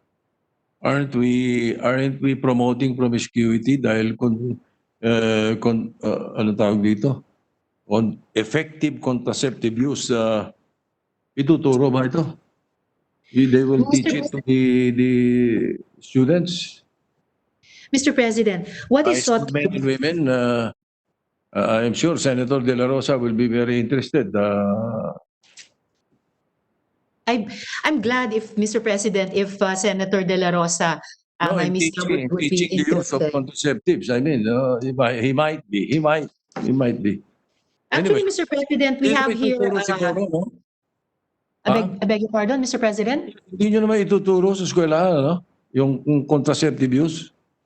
Mr. President, the effective contraceptive use is included as a topic in the comprehensive sexuality education, where in section 9, we speak about the training of teachers, guidance counselors, and school supervisors on comprehensive sexuality education. So hindi po tayong mga senador ang magtuturo nito, kundi po yung mga identified, responsible and trained educational and formation authorities in the schools, Mr. President. It grieves my heart that you did not understand what I said. It was a joke. Anyway. Well, it's all right, Mr. President. I enjoy the good gentleman's humor, and I think that, in fact, that's one of the life skills which could be taught in comprehensive sexuality education. All right. So your answer in my to my question was not exactly. So it is not a no. I beg your pardon, Mr. President? You said, Ibig ko pong sabihin, my question was that yes, schools distribute contraceptives among the students. And you're it's not part of comprehensive sexuality education. Ibig sabihin, hindi po yan kasama sa comprehensive sexuality education. Kasi ang pinag-uusapan dito sa CSE, topics. So these are classroom content, curriculum content, Mr. President. So topic din yung effective contraceptive use, di ba? Yes, Mr. President. For example, teaching adolescent girls and boys about natural family planning, yung how to plan if and when they will have sexual intercourse in their family life on days when either the wife or the woman is fertile or not fertile, depending on whether they're already planning to have a baby or not, and how to match that with monitoring the basal body temperature of the mother or of the woman to know which days, again, she is fertile or not fertile in order to plan when to have a baby. And So- Mr. President, yes, the prevention of sorry, Mr. President, 1 minute. Okay, the prevention of wrong contraceptive use, for example, reusing of condoms, it's to debunk myths in order to enable couples when they are of the proper age, not when they're still adolescents, to plan their family, Mr. President. But there are many Christian and Catholic schools that would not want to discuss this type of issue in their schools for young women, ages 15 to 19, or even younger. Di ba? Hindi nila gustong pag-usapan yan na dapat pagka ikaw ay makikipag-sex, dapat yan. Ang tinuturo nila, wag muna kayong makikipag-sex. In fact, abstinence, Yun ang Mr. turo President, nila, is di ba? included. Kasama ang that's why- abstinence sa No, no, natural family planning. Let me finish. In other Yes. words, in my question, will you allow schools to distribute contraceptives among the students? Your answer should be no. Mr. President, the question of the good Senate President was if included in the topic of effective contraceptive use in comprehensive sexuality education is the distribution, the provision. And I said, no, this is about a You topic in a not. classroom. This is education in the classroom. So it is the imparting of the content. It is not distribution of supplies, Mr. President. You did not say no. You said not necessarily.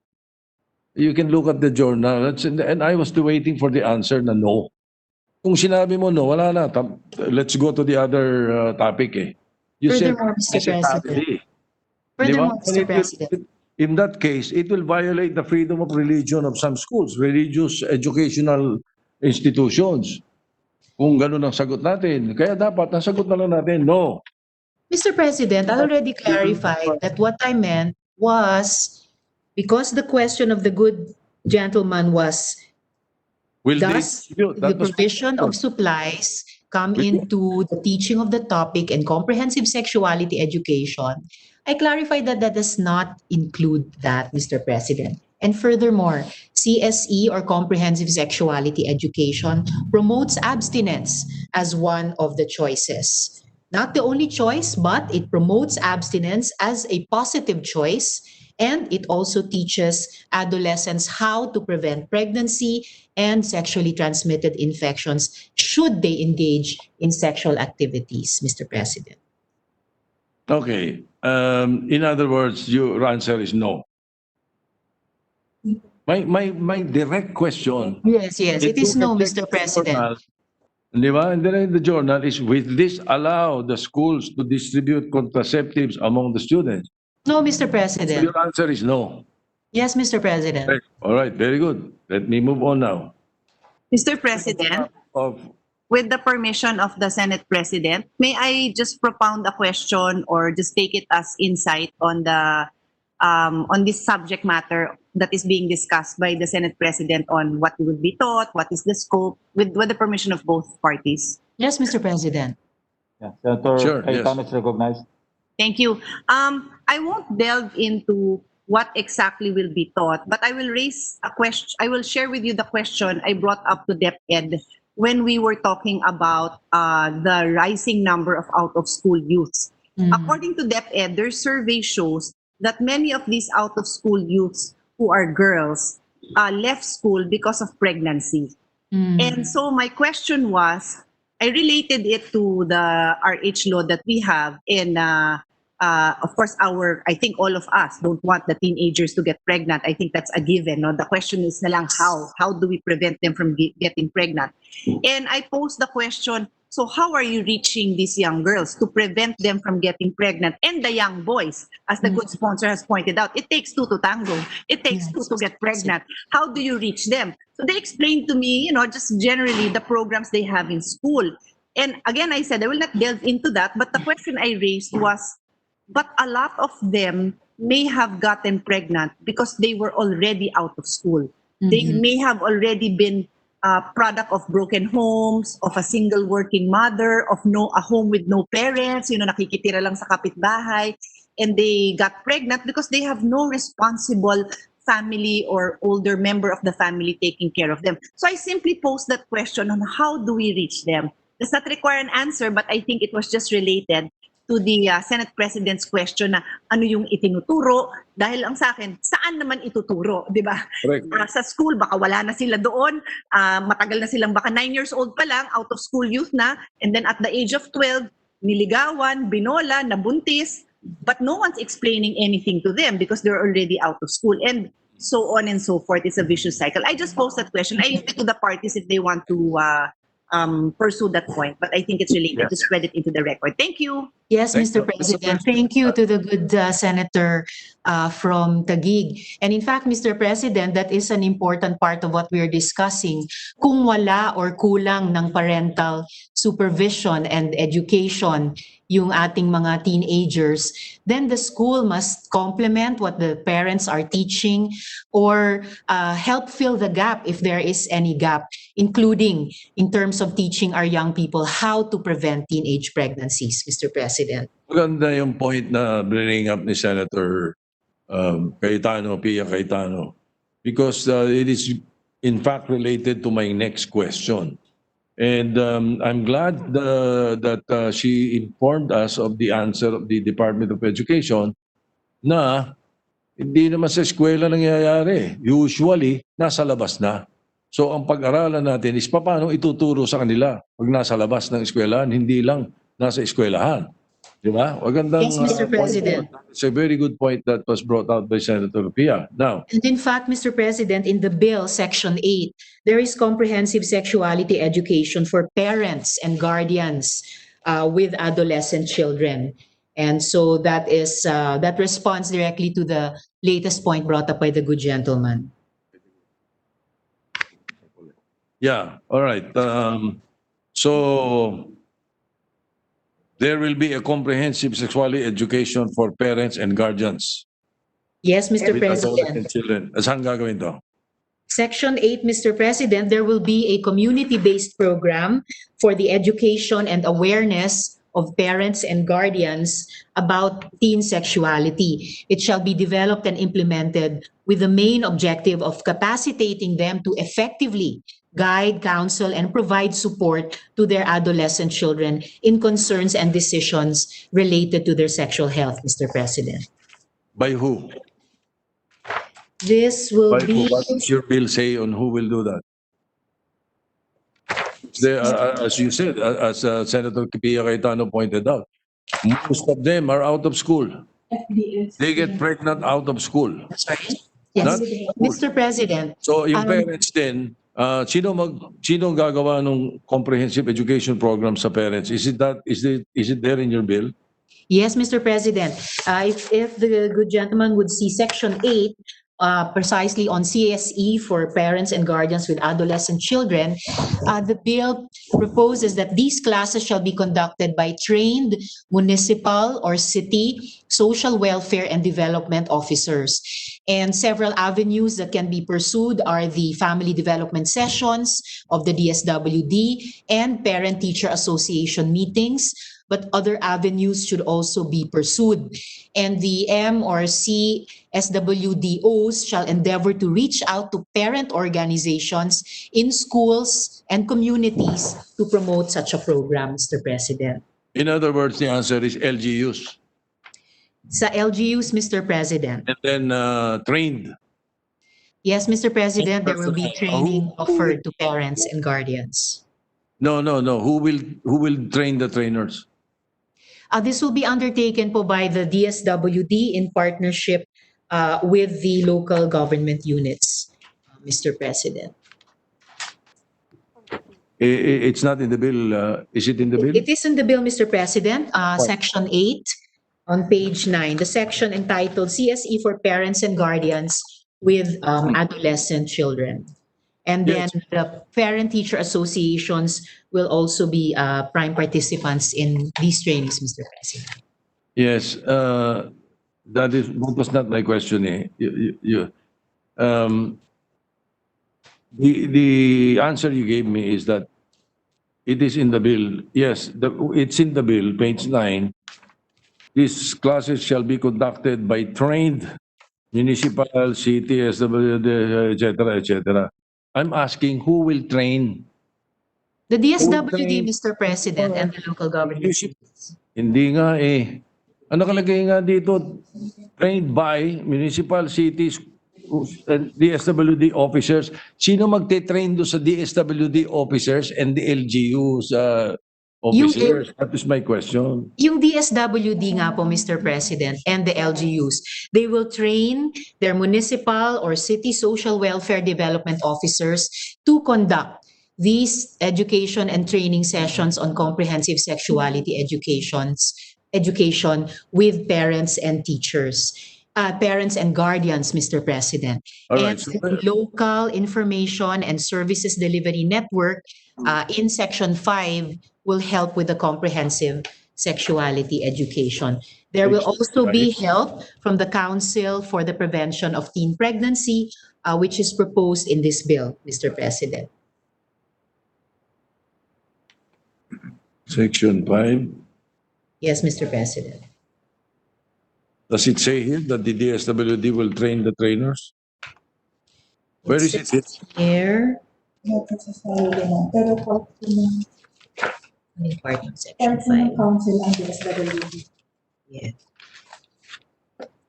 So the DSWD is part of the council proposed to be formed, Mr. President, and which council for the prevention of teen pregnancy will, as proposed in Section 5, organize and mobilize the regional and local information and service delivery network, or ISDN, for adolescent health and development. So ISDN for AHD, Mr. President.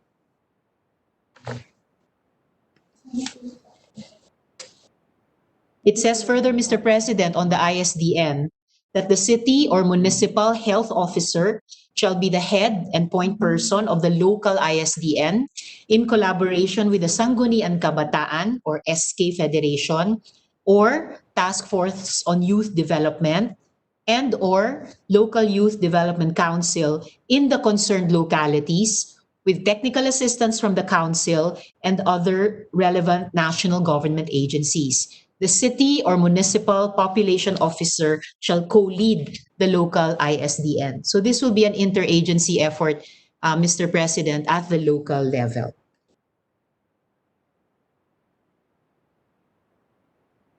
We are creating the ISDN, no, in this bill, Yes, Mr. President.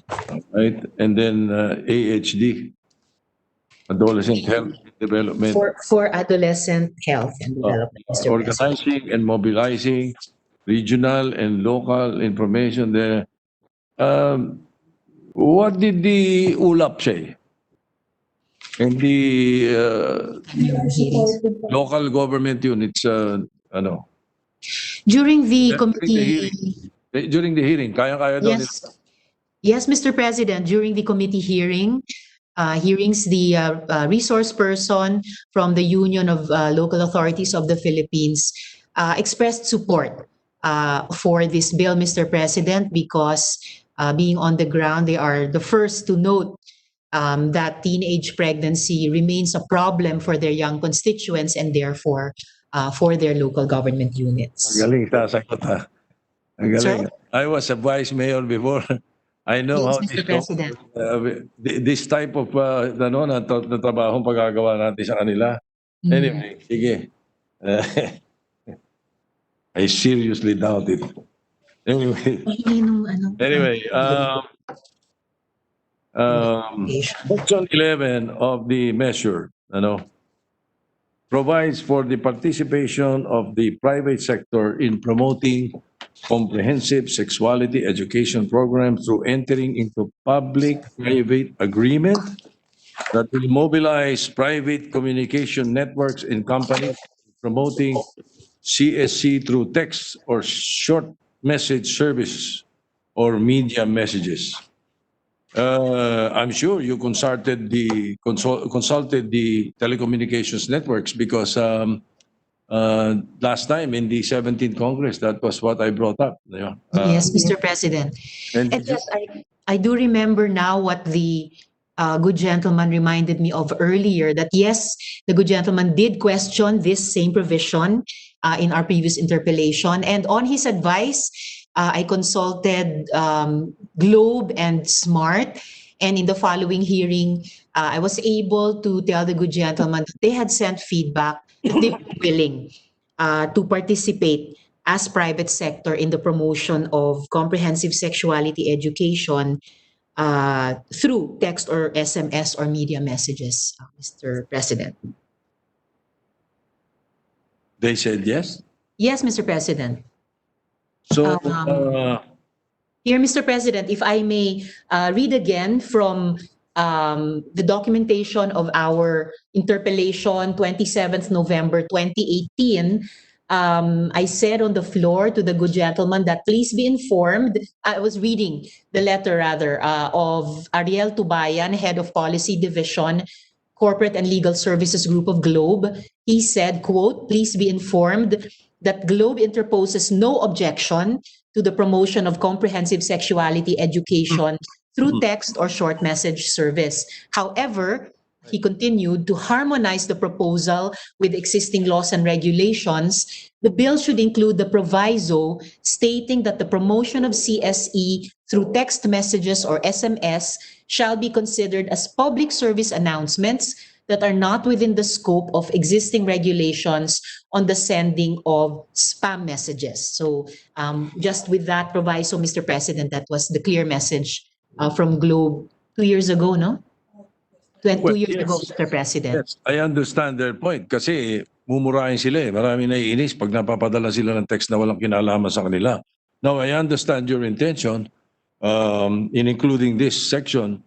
However, I doubt that this will be easily implemented considering that the stakeholders of this bill are limited sector of the society, which includes the adolescents, their parents, and or guardians.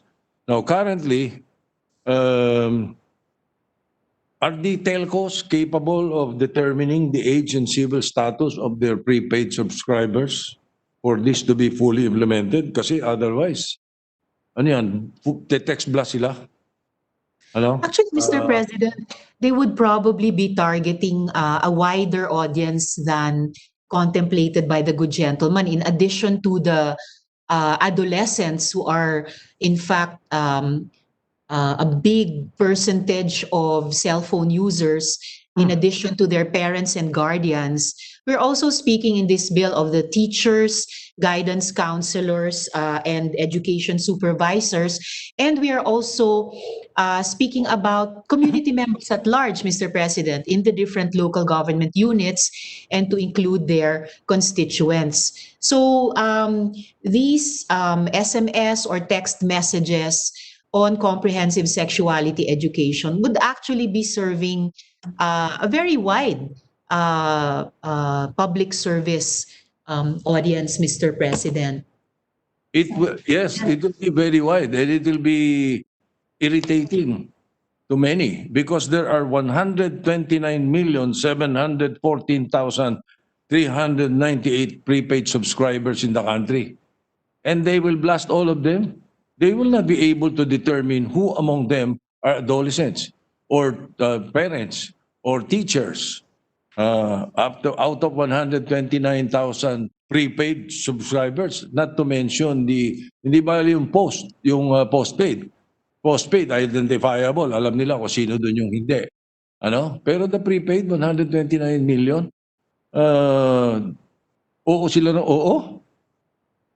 Actually, Mr. President. Now, Mr. President, our government right now, through the NTC, is stopping our telcos for information dissemination on rainfall warnings and earthquake alerts.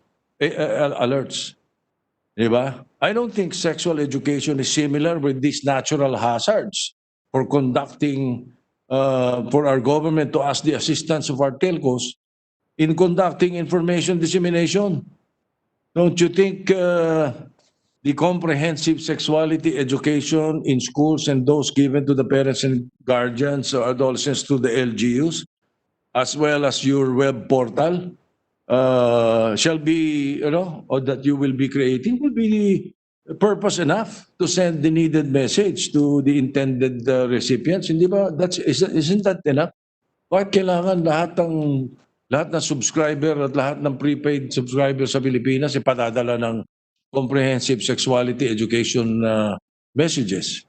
Apparently, Mr. President, our public education efforts so far are not enough, considering that as recently as a couple of years ago, there were 183,000 live births to adolescent women. And that probably accounts for even more young lives, if not stopped by death or injury, although I could tell you a lot about the injury to adolescent, pregnant, and delivering mothers, probably account for, well, certainly, if you talk about 24 babies born every hour or 504 adolescent mothers who give birth every day, that would be an even bigger magnitude than the number of deaths and injuries we regrettably suffer on a daily average, even from natural disasters. And nobody would argue na hindi tayo dapat magpadala ng public service announcements to warn all of us Filipinos about natural disasters.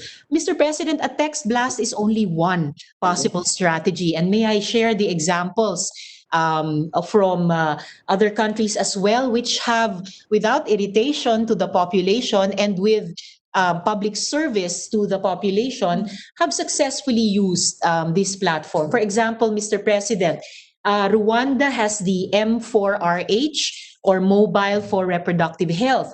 They're an interactive messaging system that reaches mobile phone users with information about puberty, preventing sexually transmitted infections and unintended pregnancy, and where to find health services is used.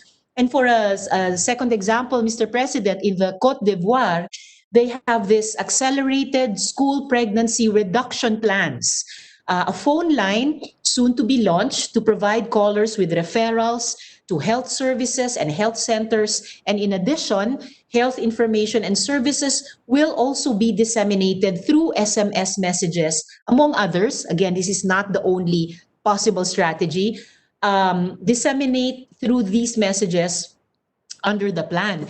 So our own use of this kind of public-private partnership, Mr. President, already has precedents in other countries that have been well received by the population. And siguro kung matiknan natin yung mga statistics para sa adolescent pregnancy sa mga susunod na taon sa Rwanda, sa Côte d'Ivoire, they would probably demonstrate na naging epektibong pamamaraan din ito, Mr. President.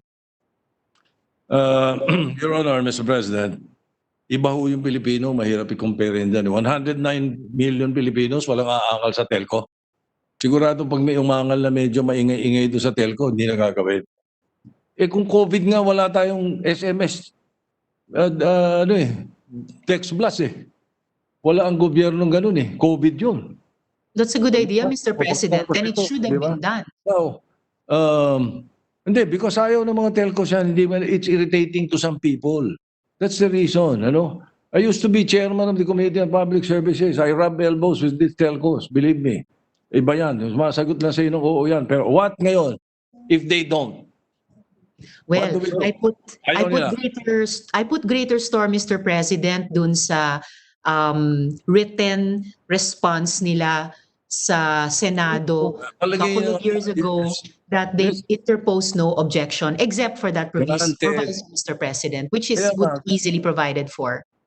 Granted that they said yes, okay, and then you pass the bill, ano, na ganito yan. And they do not follow. They do not transmit SMS messages. May umangal minsan, di na nila inulit. What do we do? Oh, Mr. President, the good gentleman knows better than me the oversight functions of Congress, and which we in the Senate have exercised many times, and to the public service of our constituents. And I have confidence na i-exercise din natin yung power na iyan, lalong-lalo na para sa kagalingan ng ating mga kabataan, Mr. President. Hindi, first of all, the way I read it, it's not mandatory, no? Pero kung gusto natin gawing mandatory yan, lagyan mo ng penalties yan para gawin nila. Dahil otherwise, oversight, what do we do? What do we tell them sa oversight function natin? Ano sabihin natin? Gawin nyo to. Oo, tapos hindi gagawin. Right now, Mr. President, do we penalize them?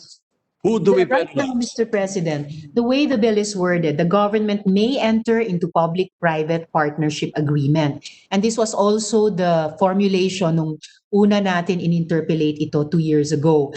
The opening paragraph also speaks of an incentive mechanism for telecommunication companies which shall be developed. And as I mentioned earlier, on the advice of the good gentleman, humingi ako ng feedback dun sa dalawang telco companies 2 years ago, and they sent those positive responses. Even if we retain the current bill sa kanyang formulation na hindi siya mandatory, hindi naman ito magiging unang pagkakataon na there would be this kind of private sector participation in the promotion of some public good na tinukoy ng legislatura. So I'm hopeful. I'm hopeful that their word is good, as it has been in a number of times in the past, kasi magiging dagdag na tulong ito para nga mapigilan natin ang teenage pregnancy sa ating populasyon. Well, I'm sorry, Mr. President, I do not agree. Let me just move on Mr. to President. another topic. Section 13 of the bill, it states that discriminatory and exclusionary practices that harm and discourage the education of adolescent parents shall be prohibited. What do you mean by exclusionary practices? Does that mean that no female shall be expelled, dismissed, or suspended, refused, denied admission, or they cannot be forced to take a leave of absence in any educational institution solely on the grounds of pregnancy outside marriage during her school term? Is that what this means? I remember very clearly, Mr. President, the original formulation that the good gentleman recounted for us was in the bill during the previous Congress, but on the proposed amendment of the good gentleman, I accepted that and it was deleted. So this bill is in faithfulness to that formulation, that there are no specific practices that are prohibited on the part of the school, and the general sense of discriminatory and exclusionary practices only are included here. Ibig pong sabihin, Mr. President, nagpo-provide ang section na ito ng space para dun sa isang batang babae na nabuntis at yung mga magulang niya to appeal to the school as part of social protection to allow her to come back to school after giving birth para ipagpatuloy yung kanyang pag-aaral, para makamit niya yung kanyang edukasyon, and she can have that essential tool to set her off again on a good life.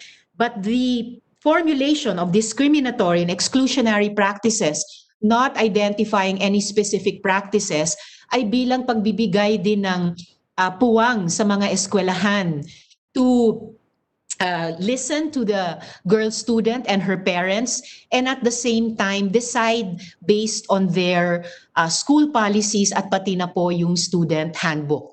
So ito po yung formulation na pinipresent ko, Mr. President, keeping in mind yung naging fruitful na interpellation at amendment in the previous Congress. Yes, because that's precisely Section 13 of SB 1888 that you filed last Congress, ano? Yes, Mr. President, and I recall happily with the support of the good Senate President in the previous Congress. Yeah, we did agree that the academic freedom will be violated with that. That's why you have now refurbished it into a discriminatory and exclusionary practices that harm and discourage education of adolescents. So ito, pwedeng, sinasabi mo lang dito, pwede mag-appeal. Yes, Mr. President, because hindi natin pinoprohibit mo. discriminatory and exclusionary practices in general. Shall be prohibited. Broadly, Mr. President, without mentioning the previous terms that the good gentleman proposed to be amended by deletion and which I accepted. In the spirit na yung academic freedom is both for the young person, the student, to find every way to pursue and complete her education with the support of her parents and her school. and the academic freedom as well of the school to implement its policies, kasama na nga po yung student handbook.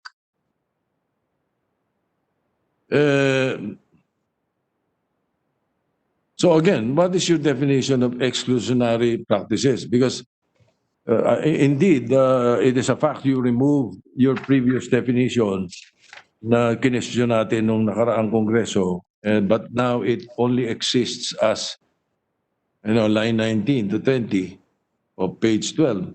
Discriminatory and exclusionary practices that harm and discourage the education of adolescent parents shall be prohibited.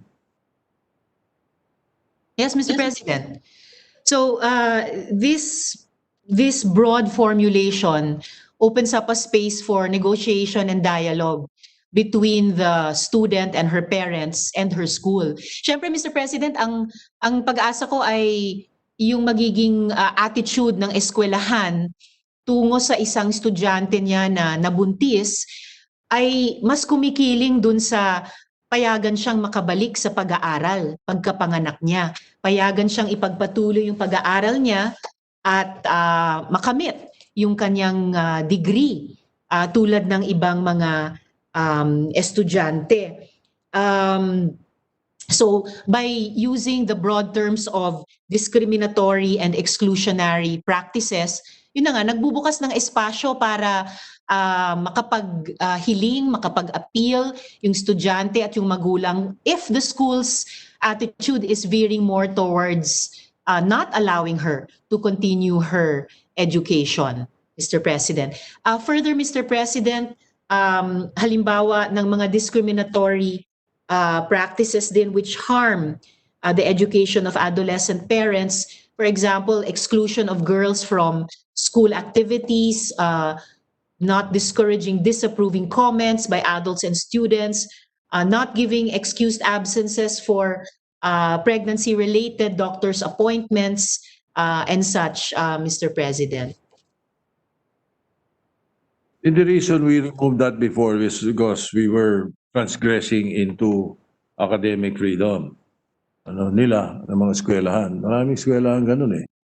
Ngayon, again, you removed it, but you merely broadened it by saying discriminatory and exclusionary practices.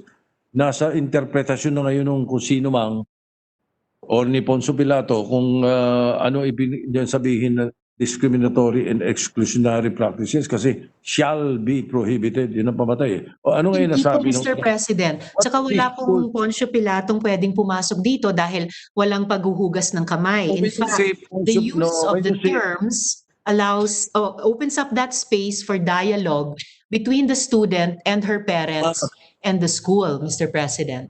When you say Poncio Pilato, it's just like saying Juan de la Cruz. It's not the Pontius Pilate that washes his hands. You're always misinterpreting what I'm saying. Kahit sino, o gusto mo sino na lang ang word na gagamitin ko, kahit sino, pwedeng questionin yung definition. Ayaw mo kahit Poncio Pilato eh. I'm rather enjoying the term of the good gentleman because when we talk of Pontius Pilate, it enriches our discussion. And don't misinterpret me. If you're enjoying it, di ba? Yes, So, Mr. President. what did the school say? What did the schools say in your about this? This is transgressing their academic freedom. Actually, Because Mr. you're prohibiting- President, no, Mr. President, in the hearings on this bill in this Congress, possibly because it is better formulated, even from their perspective. In fact, reviewing the records of the hearings, this time the schools did not comment on it or they did not raise any objection to this formulation, Mr. President. So my understanding of their no comment, no objection to this portion,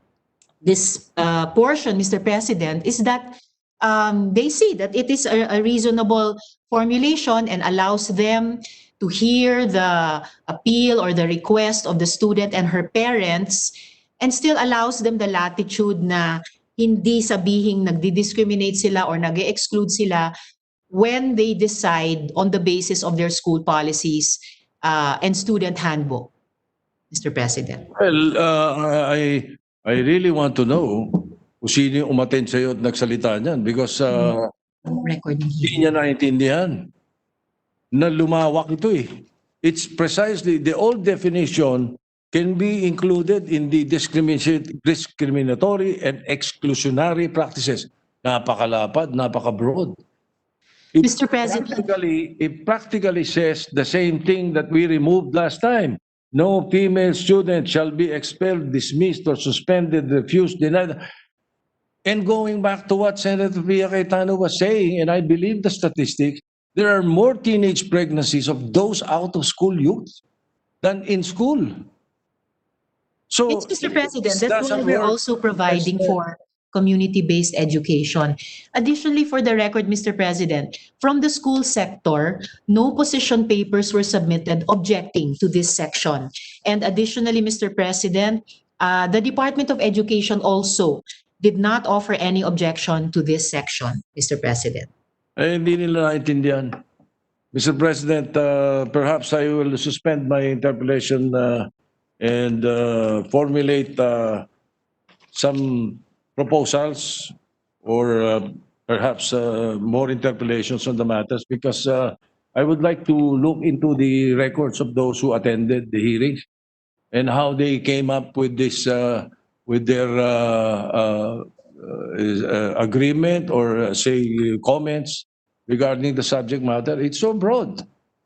We'll make those available to you, Mr. President. For one or two of the matters, I definitely will not support the bill. So it's better that we look into the matter first. So I would like to terminate my or suspend my interpellation, Mr. President. Thank you, Mr. President. Majority Leader. Thank you, Mr. President. To allow our colleagues to study the measure a bit further, I move that we, unless our other colleagues are going to interpolate today, I don't see any of our colleagues raising their hand. To allow our colleagues to prepare a bit further, we move to suspend consideration of Senate Bill number 1334. So move. There's a motion to suspend consideration of Senate Bill 1334 under Committee Report number 45. An objection? Hearing none. Approved. Thank you, Mr. President. Thank you. Mr. President, I move that we resume consideration of Senate Bill number 1382 under Committee Report number 58. This is an act providing the national energy policy and the use of electric vehicles. There's a motion to consider Senate Bill 1382 under Committee Report 58. An objection? Motion is approved. We recognize, Mr. President, Senator Gatchalian to sponsor the measure and to interpolate if our distinguished minority floor leader is ready for his interpolation. Mr. President. Senator Sherwin Gatchalian, the sponsor of the measure, is recognized and to interpolate the distinguished minority leader, Senator Franklin Drilon. Thank you, Mr. President. At the outset, let me state that this is a very technical bill, and it's not very easy to ask questions here. But maybe we start with by the sponsor who has really taken time to study this. Give us an overview of what the bill intends to achieve. We have read the bill and studied it, but maybe we would like to hear from the sponsor himself. What is the primary purpose of this measure? Thank you, Mr. President. And Mr. President, with the kind indulgence of the good minority floor leader, I prepared a few slides as to the rationale of this bill. And on slide number 2, Mr. President, is the objectives of the bill, Mr. President. And the overarching objective of the bill is for energy security, Mr. President, because we import almost 100% of our crude oil to supply our vehicles, to supply our vessels. And the overarching goal is to reduce importation of crude oil and refined fuel. The next objective, Mr. President, is to reduce greenhouse gas emissions because as we all know, when we traveled to the Senate before, We see buses, we see jeeps polluting our streets, and the use of electric battery vehicles or battery electric vehicles will eliminate greenhouse gas emissions, Mr. President. The other is to achieve sustainable transportation system, Mr. President. Expand the country's manufacturing sector, Mr. President, because incorporated in the bill is not only to promote the use of electric vehicles, but also to develop the industry of electric vehicles. And number four, Mr. President, as I mentioned, the electric vehicle is not, the promotion of the electric vehicle is not limited to just the vehicle itself. The bill will also promote the whole ecosystem, Mr. President. That includes the charging stations, the batteries, and the other components that will achieve a successful adoption of the electric vehicles, Mr. President. And Mr. President, those are the objectives. And on slide number 3, Mr. President, I would like to share to the good minority floor leader that we import almost 99% of our crude oil. No, we don't produce a single, or we produce a single drop, but not enough to accommodate our necessities, Mr. President. On the next slide, Mr. President, we can see that the road transport sector is the biggest user of imported oil. Diyan ho talaga pumupunta yung pag-import ho natin ng refined fuel and crude oil. And on the next slide, we spent approximately 400 billion pesos to import crude oil.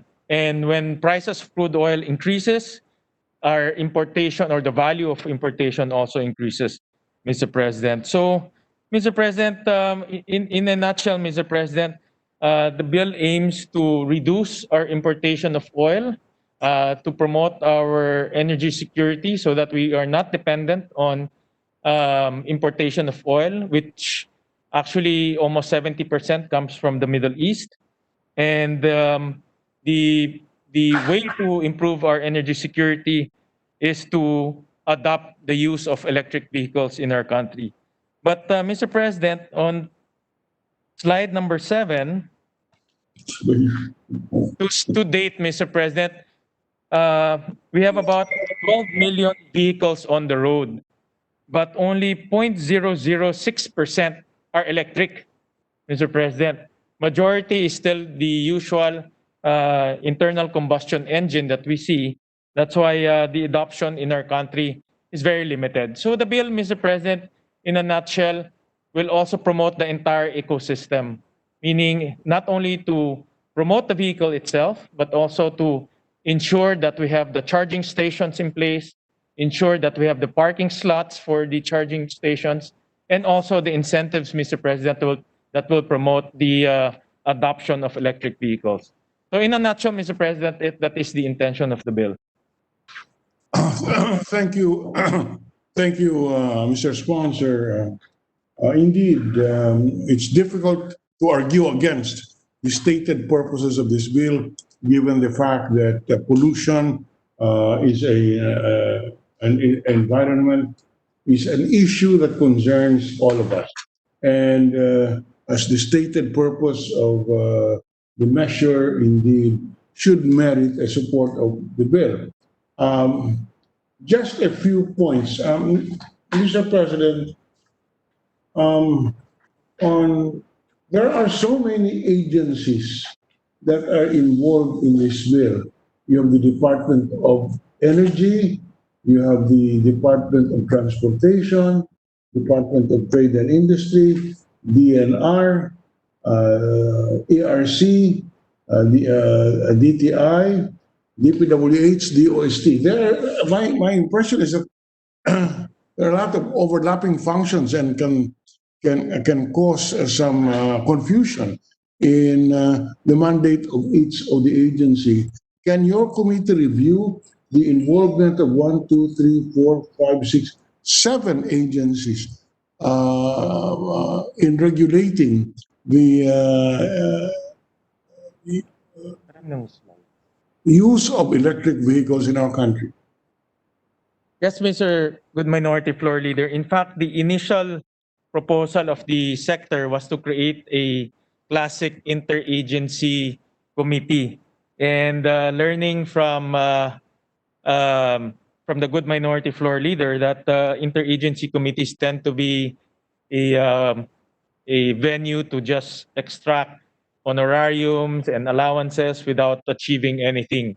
So, Mr. President, I did say that. I do only to extract honorarium. Mr. President, but I think during the course of my sponsorship here, I think a lot of our senators also expressed reservation in creating interagency committees. It leads to nothing. Mr. President, what we did upon consultation with these agencies is to divide the responsibilities clearly among themselves.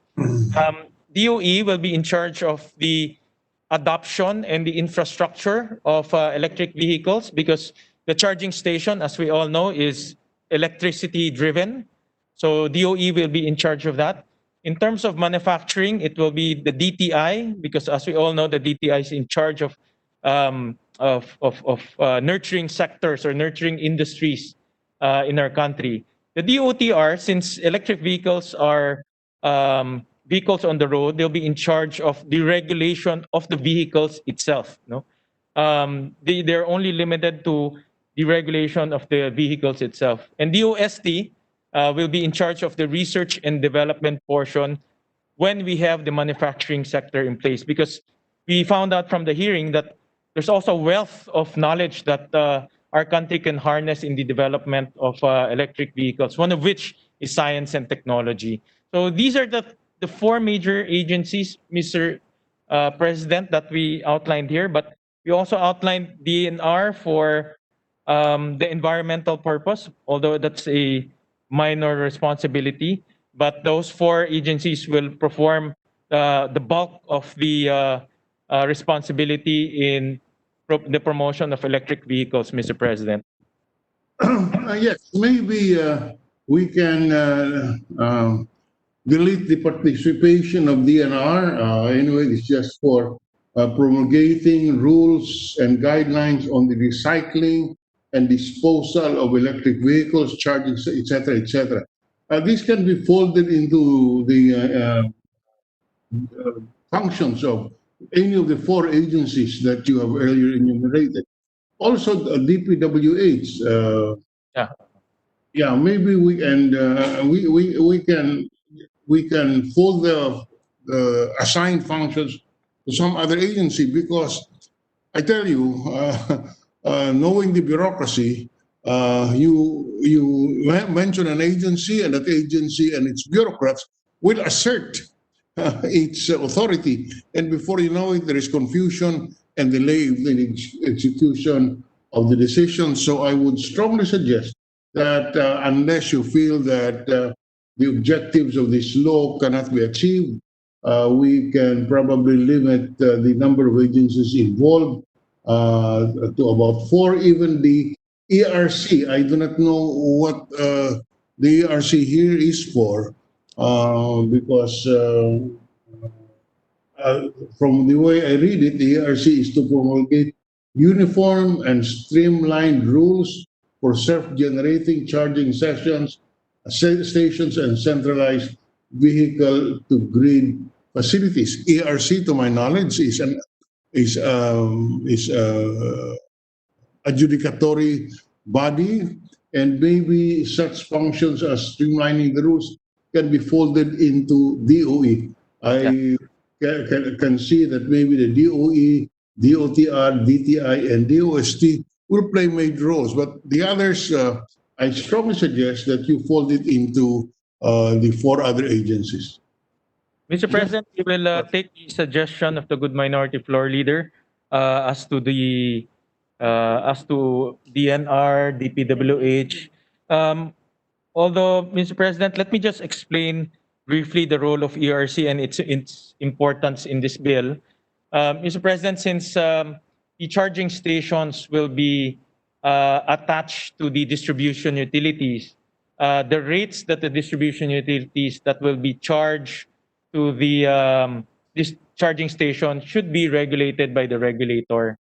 And we also made future proofing in this bill, because we also found out that in the future, Mr. President, self-generating charging stations, for example, charging stations that draw power from the sun or draw power from, let's say, the wind, should be regulated by the ERC for rate purposes, rate setting purposes, Mr. President. So also other technologies that requires rate setting, Mr. President. So the other agencies, we can fold the responsibilities into the four major departments, Mr. President. Although the regulator, we see the need because of the rate setting requirements, Mr. President.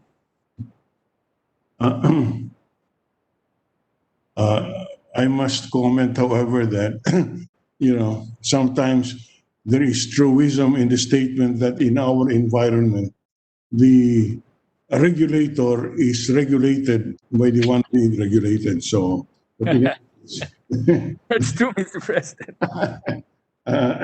in any case, the most important portion of this bill to me, in order to encourage the use of electric vehicles, is the matter of incentives. And there are incentives granted here to be certain activities to be included in the annual investment priority plan or the IPP of the BOI and entitled to incentives under EO 226, otherwise known as the Omnibus Investment Code of 1987, and other applicable laws for 10 years from the effectivity of this act. You're aware, Mr. Chairman, Mr. Sponsor, that right now there is pending in the Senate the so-called CREATE bill, which would rationalize the grant of incentives and the reduction of the corporate income tax, but just focusing on the rationalization of the grant of incentives. How would this proposal fare, or how would this proposal be viewed in the light of the Department of Finance efforts to reform the tax system by rationalizing the fiscal incentives? Mr. President, I have prepared a slide so Please, yes. we can follow the incentives easily on slide 20. But before I discuss that, Mr. President, there are 6 bills of the same nature, of which all 6 bills calls for incentive mechanisms to promote electric vehicles and the infrastructure that comes with it. And we tried to balance, Mr. President, with the requirements of the DOF. We're very cognizant with the new tax policy and tax direction of the DOF. So we tried to balance the proposals of the several senators insofar as incentives is concerned. And we just want to discuss this very briefly, Mr. President, how the incentive structure in the bill is laid out. First, Mr. President, we are giving the activity of manufacturing incentives. And it's divided into 2, Mr. President. Number 1 is the inclusion in the investment priority plan under EO 226. And number 2, Mr. President, is the inclusion in the CARS program under EO 1A2. And Mr. President, the EO 226 is what the CREATE bill aims to strengthen, meaning it will empower the BOI board to identify strategic industries, and those strategic industries will be given incentives. And in our hearing and with our consultation with the DOF, as long as it's consistent with the spirit of the CREATE bill, which is to strengthen the BOI and to strengthen the formulation of the investment priority plan, they pose no objection, Mr. President. So just to be consistent with that philosophy, we didn't veer away from from EO226. So what we did, if you are going to put up a manufacturing plant, you will be included in the investment priorities program. And the investment priority program is an existing program that you can take advantage of. Number two, Mr. President, is EO182. This is an existing program, Mr. President, that is being implemented in our country for brand-specific or model-specific vehicles. So, for example, if you will be producing, let's say, a specific model in our country, DTI will give you several criteria that you have to hurdle or fulfill in order to get incentives in the form of fiscal incentives. There is a 27 billion peso fiscal incentives that are given to manufacturers who can fulfill the criteria set forth by the DTI. The next incentive, Mr. President, is in importation. And in the importation, Mr. President, the bill calls for an exemption on excise tax, duties, and taxes, Mr. President. In the train law, electric vehicles are already exempted exempted from excise tax. Hybrid vehicles is 50% exempted. But in this law, we will exempt hybrid and electric vehicles completely from those taxes, Mr. President. And the last, Mr. President, is the utilization. Utilization meaning the purchase of electric vehicles, Mr. President. In this case, we will exempt them from VAT. So when you purchase an electric vehicle, you're exempted from VAT. And you're given a 30% discount in the motor vehicles user tax, Mr. President. So these are the incentives that will be given, Mr. President. But I have a last slide, Mr. President, just to discuss the rationale. And this is actually the most important slide, Mr. President. In slide 13, electric vehicles is already a very popular modality in the US, in Europe, but here in our country, only 0.006% of our total vehicles are electric vehicles, Mr. President. And the reason for that is cost, Mr. President. Mahal ho siya. And we identified the entry-level hybrid, entry-level plug-in hybrid, and entry-level battery electric vehicles, Mr. President. And they cost quite substantial or quite a lot for an entry-level model. So, Mr. President, by giving all of those incentives, we will lower down the cost by approximately 37% across those different models, Mr. President. So, for example, if you buy an electric vehicle that will cost 3 million, with the incentives granted under the law, you can lower down the cost to 2 million. Still hefty for an entry level, but it gives it a fighting chance to compete with the traditional internal combustion engine vehicles, Mr. President. So this is the rationale, Mr. President, why the incentives were given so that the entry and the adoption will be faster. Yes, Mr. President, thank you very much, Mr. Sponsor. I do appreciate the need for incentives in order to encourage the use of electric vehicles, which I think there is no one can question that it would have a great contribution to our not only to our energy security but also our environmental concerns. But just for the sake of uniformity, shouldn't we wait for the enactment of the CREATE bill? Because that is already in the advanced stage of legislation. I think Senator Pia Cayetano is prepared to put it on the floor again for debate sometime next week. And there are a lot of there are principles there that may affect the grant of incentives in this particular measure, including the administrative process. Let me make it clear, Mr. President, that I am not against the grant of incentives to this sector of our society. But the reality is there is an effort to rationalize the incentives. And I know that this matter of the rationalization has been pending for the last 10 years.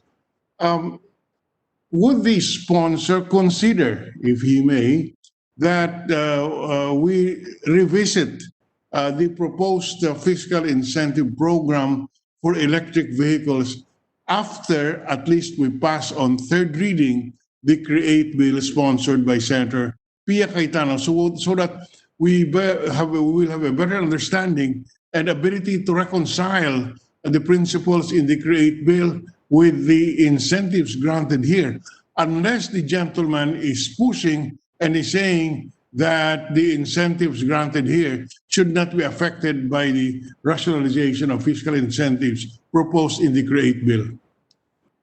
Thank you for that question, good minority floor. And that question is exactly what was propounded when we discussed the Energy Efficiency and Conservation Act. That law has been sleeping in Congress for almost 20 years. No? And but finally, we approved it during last Congress, the 17th Congress, and included in the bill, are incentives also. And I remember the good minority floor also asked the same thing. And what we endeavored is to make sure that the incentives are consistent with the present tax policies and the future or immediate future tax policies of the administration. At that time, we were still talking about CITIRA, good minority floor. CREATE was still called CITIRA at that time. But the principles are pretty much the same. Lower down corporate income tax, take away some of the incentives in the investment promotion centers. The principles are the same. So what we did is we harmonized it with the general principles of CITIRA at that time. And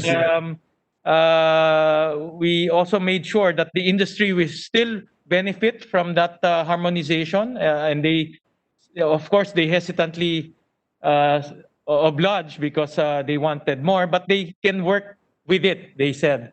And in fact, the Energy Efficiency and Conservation Act is a rising industry, especially at this time of pandemic. So, Mr. President, what we will do is we will make sure that the incentives in this electric vehicle is also consistent with the current and the future taxation policies of the administration.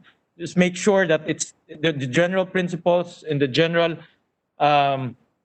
guidelines will be consistent, so that when CREATE gets enacted, there will be no conflict between the incentives of this law and also the CREATE bill, Mr. President. That's what we did during the last Congress, Mr. President. Yes, Mr. Chairman, Mr. President, my assessment is that the CREATE bill should be approved on third reading not later than the first week of September.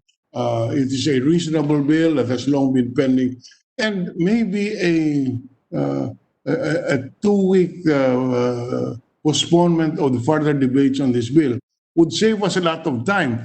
Or if the gentleman is really in a hurry about this proposal, maybe we can get the inputs from the Committee on Ways and Means headed by Senator Pia Cayetano, who is handling the CREATE bill, so that we do not have to go back once the CREATE bill is approved and again review the incentives granted here. So two suggestions: either we defer a bit the provisions on the incentives of this particular measure and wait for the CREATE bill, or we get the inputs from the chairperson of the Ways and Means Committee in order to make sure that the incentives granted under Senate Bill 1382 or 1382 will be in harmony and will be consistent with the rationalization of the fiscal incentives under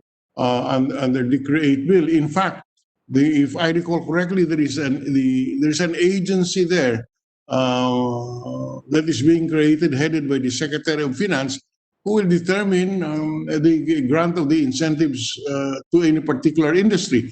I could not exactly recall the details, but that's why I'm saying, may I suggest either of two things.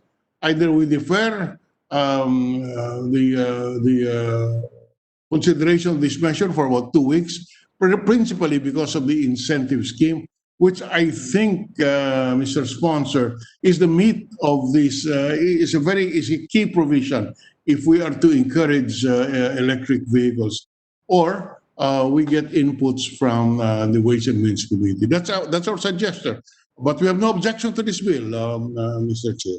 Mr. Thank you. President, with the permission of the two gentlemen, or after Senator Gatchalian, I think the sponsor. Yes, the chairman of the Committee on Ways and Means is here, and I think it's very good that he also contributes to the discussion of the said matter, Mr. President. Thank you. Thank you to the good sponsor and to the minority floor leader. This is where I talk about the slight difficulty I have in my committees. I chair the Committee on Ways and Means, and one of the policies that we're following, of course, being the chair of that committee, is I relay the concerns and position of DOF, no, and they do have objections to this bill with regards to the incentives. On the other hand, I chair the Committee on SDG, Innovation, and Future Thinking. So it's not that difficult to surmise that my position on technology and programs that would spur innovation and preserve our environment and so on and so forth would be something that I look at positively. So there's an inherent conflict there, no? But I have resolved at the time that I accepted these two chairmanships that the way to really go about this is to streamline it. And that is really supposed to be through the Ways and Means Committee, because I can also mention 101 other advocacies I have that I believe, as many of us here would also believe, deserve incentives. So just to put that on record, that is the position of the DOF. And I do have mixed feelings about it, because I do support also the intention in principle. I think it's very similar to the position of the minority floor leader. Yun lang muna for now. Thank you. Yeah, but precisely, Mr. President, we would, to save effort and time, we do not want to come back and review the bill again after we approve the CREATE bill and the position of the Department of Finance, because if the proposed incentive under this bill would be inconsistent with the principles under the CREATE bill, we would have difficulties and chances, and there's a good chance that it can be vetoed, because you set the rule in CREATE and then you start creating exceptions. You'll never see the end of it. That is the reason, as I said, I will repeat, Mr. President. I have no objections to this bill. I have no objections to the incentives granted. I believe it is necessary if we are to promote electric vehicles. But given the position of the Secretary of Finance, whether we like it or not, we have to consider it. And the hard push for the rationalization of fiscal incentives create a big question mark in my mind as to the position that the Senate should take insofar as the incentives portion of this bill is concerned. So I submit to the will of the good chairman and the chairman of the Committee on Ways and Means how to handle this. Yeah. Mr. President, may I add to that also? As discussed many times during the deliberations, well, this mostly during the BICAM deliberations and the focus that we had on the side, the leadership of the Senate is committed to prioritize the interpellation and with an idea towards finishing CREATE. So I think it would not be too much of an ask if we, in fact, await the outcomes of those deliberations, because we are prepared to do it immediately after the briefing on CREATE that is already scheduled on Thursday. We will be prepared to enter the period of interpellation. Yeah, thank you. That is what I was manifesting on the floor earlier, Senator Cayetano, that I would expect the Create Bill to be on the floor for plenary debates about the first week of September or second week of September. So I was suggesting, subject to the approval of the body, that we defer consideration of this measure until we pass the Create Bill. But as I said, this is not a hard position. I am willing to support the position of the a good sponsor. As I said, this is to me, this is a bill worth our support. But the reality is there is an effort to rationalize the incentives, and therefore that is something that we have to consider in passing this measure. So, Mr. President, yeah. sorry, I will take the suggestion of the good minority floor to consult Senator Cayetano, the chairman of the Committee on Ways and Means, just to make sure that the incentives in Create is consistent with the incentives being given here. Maybe after this or later on, we'll sit down and see how we can harmonize the principles of Create and the incentives in this bill.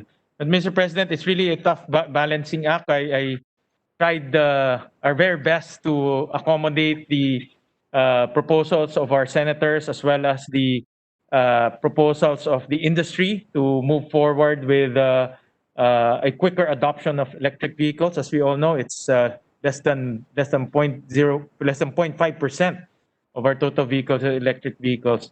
But I know also we're very cognizant of the new taxation policy, and we will consult Senator Pia regarding Create and regarding the incentives laid forth in this bill, Mr. President. So that manifestation, Mr. President, we suspend in the meantime our interpellation or questions on the period of interpellation to allow close consultation between the good sponsor and Senator Pia Cayetano, and maybe when this bill is again called, we can be advised on the floor as to how these incentive provisions will be handled, as this is a very important and critical aspect of the measure. So we move to suspend our interpellation, Mr. President, with the concurrence of the good sponsor. Mr. President? Yeah. Mr. President? Yes, the Majority Leader. Thank you, Mr. President. And I agree with the Minority Floor Leader. Reason being is we were told many times by the DOF that anything that has to do with fiscal incentives, they frown upon. And I don't want to wish this bill to be the same, to go the same route as the other bills that we had passed in the last Congress, such as the Rich Bill of our dear colleague from Zambales, and that was vetoed, no, and many other bills that were vetoed, as a matter of fact. So maybe we could suspend this suspend consideration of the measure temporarily. We have a briefing, though. I know that our dear colleague Senator Pia Cayetano has a briefing for us on Thursday. Yes. We can raise this issue with the secretary. I'm sure he'll be there in the briefing. And if he says, I don't want any new, I don't want any new incentives on any measures that you'll be passing outright, then at least we can be guided on our discussions on the floor. I think that's a starting point. But yes, for the meantime, I do agree with our colleague because, again, we don't want this to go through the way of the other measures that were vetoed in the past. Mr. President, we recognize Senator Drilon, please. Yes, Mr. President. Just a manifestation on the floor. I have reviewed the records of all the Congresses in the past. And it is in this Congress that the Majority Leader and the Minority Leader very often agree with each other. That's not an indication of anything, but just the brilliant minds run parallel. We just think alike, Mr. President. We think alike because, to be honest, Mr. President, aside from that, to be honest, this measure without the fiscal incentives is not effective. It will not be an effective e-vehicle measure, Mr. President. And I agree with Senator Gatchalian that no matter what how we look at it, we really need incentives, fiscal incentives, for this measure to be actually successful, to be able to push for e-vehicles. In the absence of the fiscal incentives, wala pong papasok sa e-vehicle production. Mr. President, we have no problems with the incentives being granted. We recognize that this is necessary in order to have a startup or the manufacture and the electric vehicles in our country. But the basic issue is, given the effort to rationalize the incentive program of this government, would this be consistent? In other words, we can grant the incentive, why not? But it should be, in my mind, consistent with the rationalization plan. Otherwise, the bill might meet the same fate as the Rich-Gordon bill. Yes, Mr. President, I agree. And one of the reasons why we think alike, Mr. President, is we're both Ilonggo. I think that's one of the reasons. Mr. President, Mr. President, Mr. President, Yes, Senator Lacson said that the good majority floor and the good minority floor are not like-minded. Sip-sip lang raw yung majority floor. Mr. President, I do that, Mr. President, for the record. I do that just to answer the observation of Senator Gatchalian. I do that so I can get their bills passed. Right, the President is recognized. Senator Ralph Recto. thank you, Mr. Senate President. Thank you. I was listening to the debates on the floor, and I fully agree with Senator Dillon as well, no? The minority leader. But maybe, if I may propose, Mr. President, so that we can also get this bill moving forward as one of the authors of this measure, why not just take out all the fiscal incentives? Because there are also important non-fiscal incentives in this bill. Okay, such as, for example, the priority in registration and issuance of plate number. Free parking lot, exempted from the coding scheme. Okay, so there are many non-fiscal incentives, and when we discuss the CREATE bill, if we decide to include now electric and hybrid vehicles, we can put the fiscal incentives in the CREATE bill. But in this particular bill, we can now pass it also only with the non-fiscal incentives. I don't think there will be much debate on that. Very bright idea. Learned from the Senate President and the minority leader. So, Mr. President, maybe to allow our colleagues to study the measure further, Mr. President, with the permission, of course, of Senator Gatchalian, since we have a briefing on Thursday, I can raise this issue together with the other members during the briefing of the Department of Finance. I move that we, if it's all right, to the sponsor, we suspend. One last, Majority Leader, before we suspend. May I ask just to give an example, may I ask the sponsor of the measure, with the President's permission, and the sponsor, would you be willing to yield to a few questions? Yes, Senator. Thank you. Is there anything in this bill that talks about income taxes? No, well, Mr. President, not directly through the BOI. Let's answer very briefly so that we can end right away. Is there anything in the bill about income taxes? Not directly, Mr. President. There is none, actually. Correct. Okay. In fact, the most important here is the importation, the VAT. Correct. Wala nang excise, it's already in the train law. Correct. Secretary of Finance didn't want that, but we were able to include it in the train law. Correct, Mr. President. Zero already the incentives for Correct. importation of electric. And for hybrid, 50%. Is that correct? Mr. President. Okay. Are there any income tax holidays in this measure? Not directly, Mr. President. Again, there is none. It only begins, if at all, if we manufacture domestically. Yes, Mr. President. And Correct. that will take how many years down the road? Matagal yan, Mr. President. Diba? Oh, so we can discuss that in the CREATE if we want to even include it later on. But in the moment, you don't need those to promote electric vehicles. Correct, Is Mr. that correct? President. Mr. President, we balance the taxation policies as well as the taxation proposal of the various bills. Yes, yes, understood. heard your sponsorship speech earlier as well, and some of the presentations. All I'm pointing out is that the CREATE talks about income taxes. And the fiscal incentives of CREATE is income taxes, tax holidays, by and large. Okay? And just to put on the record, equally important here are the non-fiscal incentives. Diba? And we can decide on the other issues in the CREATE later on. Diba? Okay, so with that, Mr. President, thank you, and to the sponsor of the measure, Majority Leader, thank you for your patience. To our minority, thank you for the opportunity to ask a few questions. Thank you very much. All right. Majority Leader? Thank you, Mr. President. Thank you. With that, we move to suspend consideration of Senate Bill number 1382. I so move, Mr. President. Any objection? Hearing none, the measure is suspended. Consideration is suspended. Thank you, Mr. President. Mr. President, there was another item on the agenda. However, there was a request from the interpellator, Senator Kiko Pangilinan, if he can move the interpellations. This is for the Coconut Farmers Industry Trust Fund by Senator Cynthia Villar.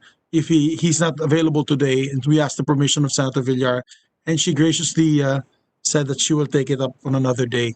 So with that, Mr. President, we do not have anything else on our agenda. May I just make a request, Mr. President, that tomorrow we can have an all-member caucus before we start, just to discuss our calendar, because there are technical issues on our calendar, and our dear Minority Floor Leader knows this, as well as Senator Sani Angara, the author of the Bayanihan 2, or the sponsor of the Bayanihan 2 measure on the issue of adjournment. So there are two schools of thought that we'd like to share with the body tomorrow, so that we can be on the same page when we approve the calendar, Mr. President. May we request to recognize Senator Frank Drilon, our Minority Floor Leader, Mr. President. Senator Drilon is recognized. Yes, by way of a background, Mr. President, when we discussed in the BICAM the termination date of Bayanihan 2, conscious of the fact that it is an emergency bill, we cited the provision of the Constitution that the law shall be effective until the next adjournment of Congress. And the way our calendar looks today, you'll have problems because the next adjournment of Congress is on October 17. So to solve the problem, Mr. President, we have proposed that the adjournment of the session should be on December 19, 2020, which is really what we had intended, and the breaks until that time be considered only as suspensions of the session and not adjournment, so that the adjournment will be on December 15, 2000, and we resume session on January 18, 2021, and then we again suspend the session effective March 27, 2021, and we resume session on May 17 and adjourn on July 25. So there are only two adjournments, Mr. President, and this is to solve the technicality of the Constitution saying that an Emergency Powers Act shall be effective until the next adjournment. So if we amend our calendar, the next adjournment will be on December 19, 2020, which is consistent with what we have placed in Bayanihan 2. And that's our submission, Mr. President. Yes, Mr. President, may I just add to that? We prepared. Yes, Mr. President, we had prepared a committee resolution, draft resolution, presenting that. It's the commencement of session, which we already are on today. And then on the second item, which is suspension of session, which is October 17 to November 15. And then resumption of session on November 16 to December 18, and adjournment of session December 19 and January 17, and so on and so forth. The breaks that the good Minority Floor Leader had mentioned, correctly stated, would be suspension. However, Mr. President, after checking with my staff, particularly in the CA, there will be an implication of that, Mr. President. That means when we suspend, they are not bypassed. Yes. We retain their appointments are retained all the way to the adjournment, which is December. If Yes. it's all right with the members of the CA, because we have 12 members of the Senate that are members of the CA, then we can adopt this, Mr. President. That's why I need it discussed on a small mini caucus tomorrow so that we can talk about the implications of that move, Mr. Okay. President. I concur. May we recognize Senator Angara, Mr. President? Senator Angara is recognized. Thank you, Mr. President. Just in line with what the Majority Leader and Minority Leader have been discussing, in the draft resolution prepared by the Office of the Majority Leader, there is another adjournment of session from March 27, 2021 to May 16, 2021. Again, just looking forward, We Mr. amended President. it, Sunny. So Mr. it's President. now Yeah, it's now gonna it's be suspension. Yeah, I have the because new. I just I have a wanted new to draft. put that on record, Mr. President, Yes. because if we were to pass another emergency measure, then we would run into that same issue again. Thank you, Majority Leader. Yeah, we made we have a new measure, a new draft rather, Thank to you. Thank you, incorporate Majority your Leader. amendment of suspension in March 27 to May 16. Thank you, Mr. President. Thank you, Majority Leader. Thank you. So we just have to really, Mr. President, discuss the issue on the appointments of secretaries, military personnel, and DFA personnel. Siguro, maybe we can just have a 30-minute caucus tomorrow, Mr. President, before we start our session at 3 o'clock. I am looking at the calendar that you are presenting. Yes, we can discuss it at 2:30. I will convene a caucus at 2:30. Mr. Yes. Majo, Yes, please. Mr. We recognize Senator Cayetano, Mr. tomorrow President. is Wednesday, no? Senator Tolentino and I have a hearing at 12.